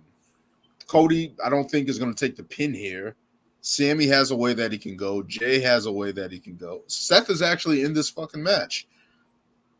So that adds a whole different element to it. Could Damian possibly cash in at War Games? He could if he wanted to. That is crazy. I don't know if he'd be able to after the match, especially if they lose, but we'll see. I mean, I'm just like, I don't know how that's going to play out, but there's a lot of elements here because Seth is in the match. War Games. I'm just saying this. Seth Rollins at some point has to lose this title. He keeps getting into these hardcore matches. This is War Games that he's going into. And this is also Cody's first War Games too, isn't it? Oh, this is tough. They can't That's have why Cody lose they're War automatically Games. gonna win because it's Cody's. Like, come on, this is Dusty Rhodes. Like Cody's scoundrel. And I just remember like Dusty Rhodes. I think he won all the War Games against Ric Flair. Like the Four Horsemen always lost in War Games or something like that. So from that standpoint, Cody's on the poster. He has the war paint on. Yep. He looks like Dustin. He looks like his brother. Yeah. Yep. So, but I'm just like, I don't I don't know. There's a lot of ways they can go with this because is Sami going to turn? Is Damian going to be able to cash in after this? Yeah. Is Seth going to survive it? It's going to be interesting. But War Games is back, and I can't wait for it. It's in 2 weeks, 2 weeks, 3 weeks. What is that? 3 weeks. It's on the 25th. A couple weeks away. Yep. On the 25th. That's and then as a side note, exactly. And then a side note, the weekend before is going to be at AEW Full Gear. So we're going to have 2 back-to-back weekends of professional wrestling. So good time. At least it's spread out. At least it's spread out, right? Yeah. We've been begging for that. We need these things a little more spread out, guys. Thank you for your consideration. Thank you for spreading these main events out, man. But I don't remember anything else from Raw. We're heading into Survivor Series. SmackDown is on Friday, so it's going to be interesting to see Roman Reigns is going to be there. Logan Paul. Question about Raw, because I actually didn't see this match, but what was the finish of the Creed Brothers versus DIY? Because I remember when they announced the match, I was like, why are they announcing this? Because this is a situation where both teams can't really lose. So how did that end? Imperium got involved, kicked Johnny in the face. Well, it was just what's his name? Kaiser. Came out, kicked him in the face, lost him the match, and they got the win. So the Creed Brothers got. But the it was win. like they didn't. It didn't. All right. But did the Creed Brothers come off like we don't want to win that way, or were they just like? It's like they didn't see the kick. They didn't see it. They didn't see it. Mm-hmm. Okay. All right. So yep. I was thinking the same thing. I was like, how you have DIY like together and then have the Creed Brothers in the same match? That's what I was saying. Like, why would you put these two teams against each other? They can't lose right now. They've had losses to them, so it does make sense that they would cost them a match. At least, so the cards are getting involved. Yeah, you got all right. Good booking. Thank you. Do we think there's only going to be one War Games match, or is there going to be a female one? If they do a female one, if they do a female one, it's got to be SmackDown. I don't think they're gonna do it. Is there a feud right now in the women's division that's like serious enough to the point where it has to get to War Games, or that you can build around? Damage Control versus Charlotte, Bianca, and Asuka. Then you can have Asuka turn. I mean, that's the only thing I can think of. I mean, if you're gonna do that, then Kairi Sane's gonna be in that match. Yeah. Then obviously Dakota is still hurt, so that's not gonna work. But I mean, they can find a suitable replacement. So probably yes, but it'll have to be Damage Control against the SmackDown women. Yeah. I would have to look at the roster to see who's left, but maybe Jade Cargill. I don't know if she's going to do that. But as I said, Jade Cargill is going to appear at the Rumble. I don't know when she's going to. Maybe NXT Deadline. I don't know. No, I think either they watched our podcast or they realized after she appeared during Halloween Havoc. I think they realized that like maybe the Rumble is the best bet. I mean, we'll sprinkle her every now and then and have her show up. But I think as far as the in ring goes, it probably is going to be the Rumble. She's from Florida. It's in Tampa, Florida. That does make sense. I think that's where they're going to do it. Because it's like, and especially if they want to protect her or see how she does in the ring, battle royals are the best way. Exactly. Everyone's just doing the same thing. If she doesn't win it, whoever eliminates her, that has to be her first feud. First feud. Real easy. Yeah. And whoever that is, that's her first WrestleMania match. Perfect. See how we make things simple? You see how we make things simple as far as booking goes? I don't know why Vince McMahon didn't follow this philosophy for the last 30 years. See, I'm pretty sure this is it's not that easy, it's not that easy, Brian. I know it's hard, and I don't have a track record. I get it, but still, when you see the stuff that we come up with by just brainstorming, it's like you guys couldn't do this. Yeah, no, very true. It's like who's in the room. Who's in the room? That's what matters. Who's in the room? Who's in the room making these decisions? That's what matters.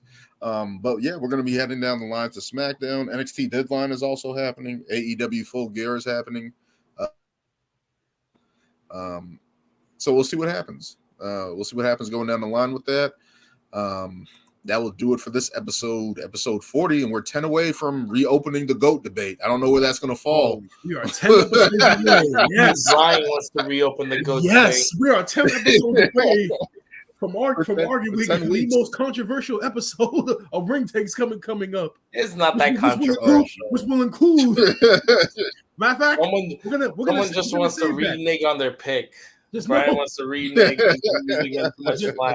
Just know that I have something in the works for us to have some special guests on that podcast for episode. We should open it to the works. We should open a panel, but we are going to have some other experts that are going to analyze this GOAT debate. Are they experts if they're reneging on the GOAT debate? Are they experts? They're not reneging. They're only experts. They're only experts because it's Brian's family. No, that's not like that. No, they're only perfect. They're only giving an additional opinion to support mine. That's all it is. Oh. So they don't get a vote then. They're just giving statements. I mean, realistically, if they should still get a vote. I mean, why? It depends. I thought this was our. It is. I mean, if we're going to do that, we're going to have to start opening it up. Yeah, we'd have to start. You're bringing in a witness. We're going to bring in a witness in. Look. If we want to open it back up, cool. But if we do, Lewis, Brock Lesnar is not making the top 15. That's all I'm going to say. He's not in there. I'm sorry. He doesn't make the cut. Brock Lesnar. I don't care what happens. Sir. That's never going to. Brock Lesnar is not going to be in the top 15. I'm just saying, hey, it's something that you're just going to have to deal with, Lewis. Just saying, he's not that. If I ever meet Brock Lesnar and he's like, if I ever meet Brock Lesnar and he says, I heard you guys didn't have me in the GOAT debate, I'm just going to be like, you're going to have to deal with that. You have to deal with that. If he says that to me, I'm going to run. What the fuck? I ain't gonna say nothing to him. He's gonna catch you. Right? You're not running away. As you two are running, I'm gonna be like, "See, Brock, I believed in you." No, say that to his friend. You didn't make the top 15. Like, come on, Brock. Even you have to know. I mean, there are 15 people better than you. Come on, Brock. You guys deny a man just because he held the title hostage a couple times, but who could beat him? I'm sorry. Who could beat him? He didn't have the current champion. He didn't have all these tainted wins like Roman does, who with a whole faction behind him. You know. Whoa! What? Is there anything I'm saying wrong? Does he have a bloodline? Did Brock ever have a bloodline? Did Brock have any factions with him? All I know. One man. Did it all on his own because he's the beast, the conqueror, the mayor of Suplex City, and you guys deny him entrance into the GOAT bracket. All I know. Shame. Shame. All I know is that one man made the GOAT bracket, the other man didn't. That's all I know. That's all I know. Roman Reigns made the GOAT bracket. That's all I'm saying. only because of these past 3 years, discrediting everything else beforehand. Whoa. He was world champion, Royal Rumble winner. Were you supporting Roman back then? Were you a succotash guy? Well, I don't want to hear it. He's the GOAT because of 3 years? He's a GOAT because of 3 years? Hey. Sometimes that's all it takes. No. Sometimes that's all it takes. Yeah, but Lewis. Okay, so then the conversation would be okay, a 3-year title reign or 16 world titles. What are we talking about? Ric Flair? I mean, that's always Cena. No, that's always Daniel. That's always been a debate. Like, as far as title reigns go, as long as the guy who has more titles, topple more title reigns. That's always been like a debate in the IWC. The longer reign or the more titles. You need the title rings, and you need the title reigns to impact your reign. That's one. Number two, It's the impact you had as an individual and in-ring performer. That's 3. Number 4, Roman Reigns has had better matches. outside of Brock Lesnar beating The Rock, beating Kurt Undertaker. Oh, those are 3 matches. those are his claims. You're gonna discredit all the other matches. Those are his claims. No, I go to the tape. He lost to Eddie. Tape. That's 4. I'm just saying. I'm just give me Roman Reigns, man. No, give me Roman Reigns. You're just on the Roman Reigns bandwagon because of this time and the character work. There was a lot of character work beforehand that a lot of people did not support. It was like a year window. No. It was like a year window where we didn't like Roman Reigns. It was like a year window we didn't like Roman Reigns. Show me all your Roman. When he got booed, he got booed at the Royal Rumble. Lies. When he got booed at the Royal Rumble. Yeah. 2015. When he got booed at the Royal Rumble, that was the lowest point. Yeah, and he still took him forever to recover. It still took him forever to recover. Yeah. Hey, he came back. He got new teeth. No, and he's been kicking ass ever since. It was the veneer. You know what? I'm going to be controversial. I'm going to be controversial right now. Roman never recovered until he got leukemia. Let's be honest. I didn't want to say it. Roman didn't get over until he got that disease. And I hate to say that, but it's true. Because before then he was winning titles and people were still looking at him as that guy. He's being pushed down our throats with the bad promos, getting booed every week with the Shield, getting roasted by Cena, getting destroyed. And then he got that disease, went away for a little bit. Then people started feeling differently towards him because there was a chance that he may or may not make it. And then he came back, and then everybody was. And Dan wants to say there was only one bad year. And then in the process of all that happening, we get hit with COVID. Short window. You mean short or short? Okay, so you were happy with the Brock Lesnar Suplex City week in, week out, crushing everybody, coming back every 2 months? Of course he was. He had him in the top 15. Beat him. That's the more the question. If the man is doing this to everybody and winning, why is no one beating him? That was the question. Roman Reigns beat him. At the greatest WrestleMania match of all time. That's all I know. Roman Reigns had to put a whole arena on him just to beat him. Hey. With his family. With his family. Brock was one man. Great men do great things. One great conqueror. Men do great things. One conqueror. There is one conqueror. Roman Reigns. He won the match.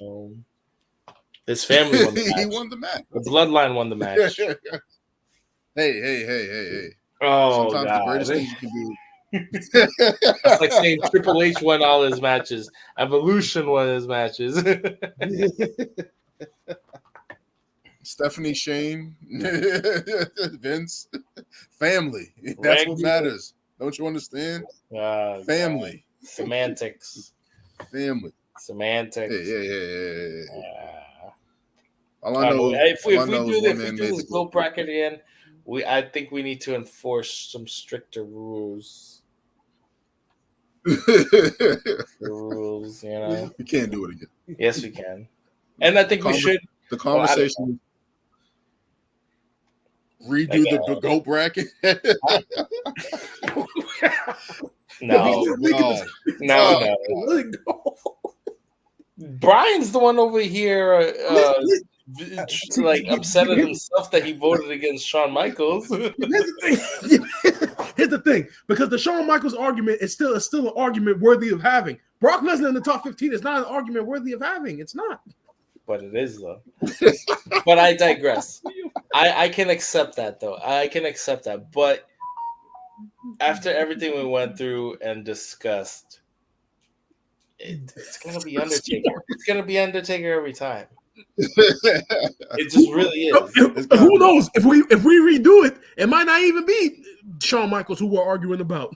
It could end up, you never know, because there was that because of when we had Stone Cold against Undertaker, that discussion was difficult. I know some people. I know some of us were feeling that maybe we should have went Stone Cold. We should have went Stone Cold, but we ended up going Undertaker. Those two, and talking with those experts was another one where I got a lot more Austin than I did Undertaker. So you never know. Yeah, a debate for another day. Has that just extended the episode like another 20 minutes? 10 minutes, yeah. The GOAT debate is going to be freaking crazy. If we, no, you know what? If we were to do that, I would. If we were to do it, I would like to do. I mean, I don't know. I guess you can't. I was gonna say like if you did like time periods, like whatever the 2000s or whatever, but it's like it's greatest of all time, so it's. But then that's hard because then you got the Hogan era, the Rick era, but then you got the now era. It's Lewis, so wide. Lewis, if we do it that way, you're not going to enjoy it because as soon as we get through the 80s, you have to have Hogan at one. Like, and knowing you're not going to have Hulk Hogan at one. So, see? So if we do it that way, then if we go as soon as we go through the 80s, do we want to replay you guys? Do we want to replay you guys defending Hulk Hogan again? Do we really want to replay those clips? Hey! Do we need to? I defended him being in the GOAT bracket. But I picked the Undertaker over him. It's crazy that outside interference doesn't have anything to do with the GOAT bracket as well. Outside influences. Hey, you know. Hey, that sounds like I love the artist, but I don't care what he did outside of the music. You know, it's the music that I love. Hey. Sometimes in order to be a leader, you need great help. Okay. Ric Flair had a lot of help. Hulk Hogan had a lot of help. Roman Reigns had a lot of help. Undertaker had help. It happens, okay? But there are some key things that should discredit some people, and I think those factors should be taken into consideration. We did discredit him. You still got out the first round. We did our job. We kept everything true. I heard a lot of defense. I heard a lot of his contributions. Oh, he was so big. Oh, he was there. I'm like, Hogan? Yeah. But what did he say again? Hey. What were those recorded comments again? I'm not here to rehash old news. Not here to rehash. You don't want to bring back. It's not that old. Yeah. But see, it's tough because obviously. As black men, we look at that comment, and we should obviously be offended. Get him out of here! But at the same time, if we keep thinking about those comments, it'll be like, well, people can't change, people can't grow. And do we feel that Hulk Hogan actually does feel remorseful for what he said? At first, I didn't. Do you believe it? Do you believe Brian? At first, I didn't. At first, I only thought he was apologizing because of everything that he lost as a result. Because think about it, WWE didn't want to touch him. Nobody wanted to touch him. So I'm like, yeah, your apology is bullshit. And they still brought his ass back. But now that a couple of years have gone by, I can honestly say, like, yeah, I believe. Oh, yeah, he's remorseful. He's better for it now. You know, I don't feel like that. I don't feel like that. I feel like he only apologized to save face and get back in wrestling. Exactly. And that's what he did. I'm not going to say that's what I thought initially. But as the years went by, as like we look at Hulk Hogan right now, like in 2000 and 2020, like when the NWO got inducted into the Hall of Fame, that I'm like, okay, maybe he has changed. Maybe. I didn't even like the NWO, so no. No, that's another strike against Hogan. Oh, now it's more strikes. I was hearing all this last time. Whoa, Lewis. That strikes against him being the GOAT. He's still going to be in the GOAT bracket for what he did. That's just what it is. Not in my GOAT bracket. Not in my GOAT bracket. We did discredit him. We got him out the first round. That's all that matters. Yeah. We did what he had a bad matchup. I'll tell you this much: if he was matched up against Bret Hart, would we have taken Bret Hart? over Yes. Hulk Hogan? Yes. Easy. See, even Daniel's thinking about it though. See, Just think of the glasses. See, think about obviously he was matched up against Undertaker, so it's like and the technique. But if he's matched up against somebody like what if he was matched up against Roman? Oh, Roman easy. Oh, he's saying Roman out of easy. here. You tell me you're picking the sharpshooter. You're picking the leg drop over the sharpshooter, Brian. Is that what you're telling me? The leg drop. It is from a 6'8", 300-pound man. See, Lewis. Excuse me, I didn't think about all that. Lewis, I can't believe you're about to get me to say this. If we were talking about finishing moves, then Brock Lesnar would be in the top 15. All right. I'm logging off. I'm logging off. Then you know what? Let's do that then. Let's do that then. Finishing move, greatest finisher of all time. I'd do that one. Yeah. See, if that was the case, then Brock has to be top 15 for that. It's not the F5. I'll tell you that. It may not be number one, but it's up there. It's definitely top 5. It's top 5. It's tough. The one move that I wish was still maybe not used as much today is the super kick, because the sweet chin music I thought was probably one of the most lethal moves ever. And until the whole world wanted to do super kick parties, Young Bucks. It just that showstopper. Like it was the Bucks first, then the Usos, but it was the Bucks first. It was the Usos too. Yeah, and now everybody. It was Dolph Ziggler. Hey, he tried to bring it back. No, there was a point in time when Dolph Ziggler just wanted to be Shawn Michaels 2.0, and obviously with Triple H backstage watching him, he probably was like, "Dude, you're not Shawn."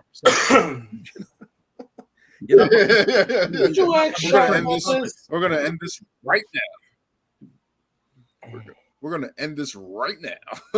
Dolph Ziggler is not Shawn Michaels. No, you're not. Never had a chance. Stop it. Not even a chance. Oh, maybe that can be an episode. Maybe we can do that. Best finisher. Maybe we can do that. Yeah, that would be. Yeah, you do something. Best finisher, and then the next one will be best entrance. See, that'll be another Undertaker win though. There's no better entrance in wrestling. Taker. Thank you. The whole arena stops. Exactly. So it's like That's pop. That's pop is different. Huh? That's pop is different. Stone Cold. The pop to the entrance. That's still an entrance, though. That's still an entrance. Stone Cold has that. Stone Cold has that. Then. What about Goldberg? Because it's just the pop. No. Pyro, the man walking through the pyro. I'm not saying think about everything hit. I'm talking about the entrance in general, from the walking through the back with the security to the walking through the pyro, inhaling the smoke. I'm talking about the entrance. I think you're taking the character, the wrestler, too much aspect into that. I'm talking. I love Goldberg in WCW. I love Goldberg, but nah. It was dope. It was dope. Like Shinsuke has a killer ass entrance. Shinsuke has a killer ass entrance, but I would never say that's the greatest entrance, even though I love his entrance. Shit, I even love that. The only thing I ever really liked about Triple H was the spitting in the water. so WrestleMania entrances, so basic, but yet so effective. So I'm just saying, the most basic thing in the world. Things. You will literally just spit water up in the air, and it has one of the most iconic entrances. I would. You don't get it. I would do that so much, just like, and then Learn how to talk. Like amazing. Wasting water. Is that what you want to do? Hey, is that what you stay hydrated? Greatest water waste? Yo, he poured it over his body before he entered the ring. He spit it out of his mouth, like just wasting water. Poland Springs just being wasted. Yeah. So maybe, man, there's some new ideas for another GOAT bracket. Another bracket. Yeah. Finisher, entrance. Yeah, we can do that. We can definitely do that. But that will do it for this episode that's been extended by the GOAT bracket, which shouldn't happen until episode 50, like we discussed before. Preview for episode 50, yeah.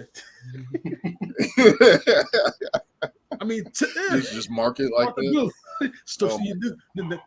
This is long term. This is long term booking. Now, episode we build, then we build and we build and we build. Brian's planting the seeds. That's what Brian's doing. He's planting the seeds. He's leaving Easter eggs. Wait till next week when we further allude to this. Just continue to hate the Undertaker, Brian. That's all you're doing. You're just showing your hate for the Undertaker. I'm not hating the Undertaker. I'm just trying to get you two guys to see the error of your ways. That's it. You mean the error of your ways because you don't put your regret on us.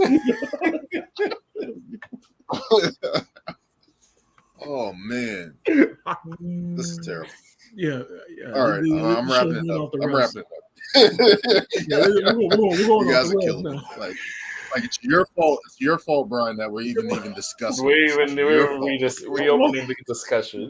My fault. This has been our most entertaining episode so far. What you It's a cold case. It's a cold case, and Brian went back and just picked the file out the wall. Backpedal. For no reason. For no reason. No criminal got away or anything like that. Brian just had to go back to the case just to. It's like I can't look sit with picking against Shawn Michaels. I just can't do it. I'm just saying. I saw a lot of Shawn Michaels. He's had great runs, great championships. You know why Brian's bringing this up? Because Thanksgiving's coming. That's why. Oh yeah. He's trying to get back good with the family. He's trying to get a play. I swear, I changed it.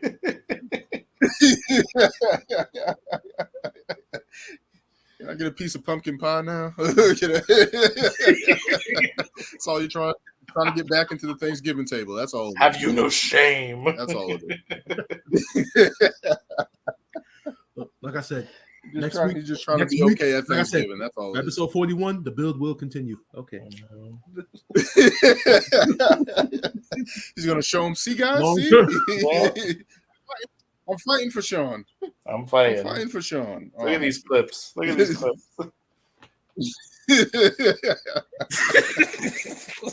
Oh man. Oh man. But all right, I'm officially wrapping this episode 40. Really, really long one, but we got through it. We'll see what happens. I can't stand you, Brian. Because why did you do it? We were at the 155-minute mark. We were good. I'm like, okay, we can wrap it up here. Nope. Yeah, we have to keep going. I mean, technically, it's not all my fault. I mean, then Lewis started making cases for Brock Lesnar, so technically, I gotta talk about that.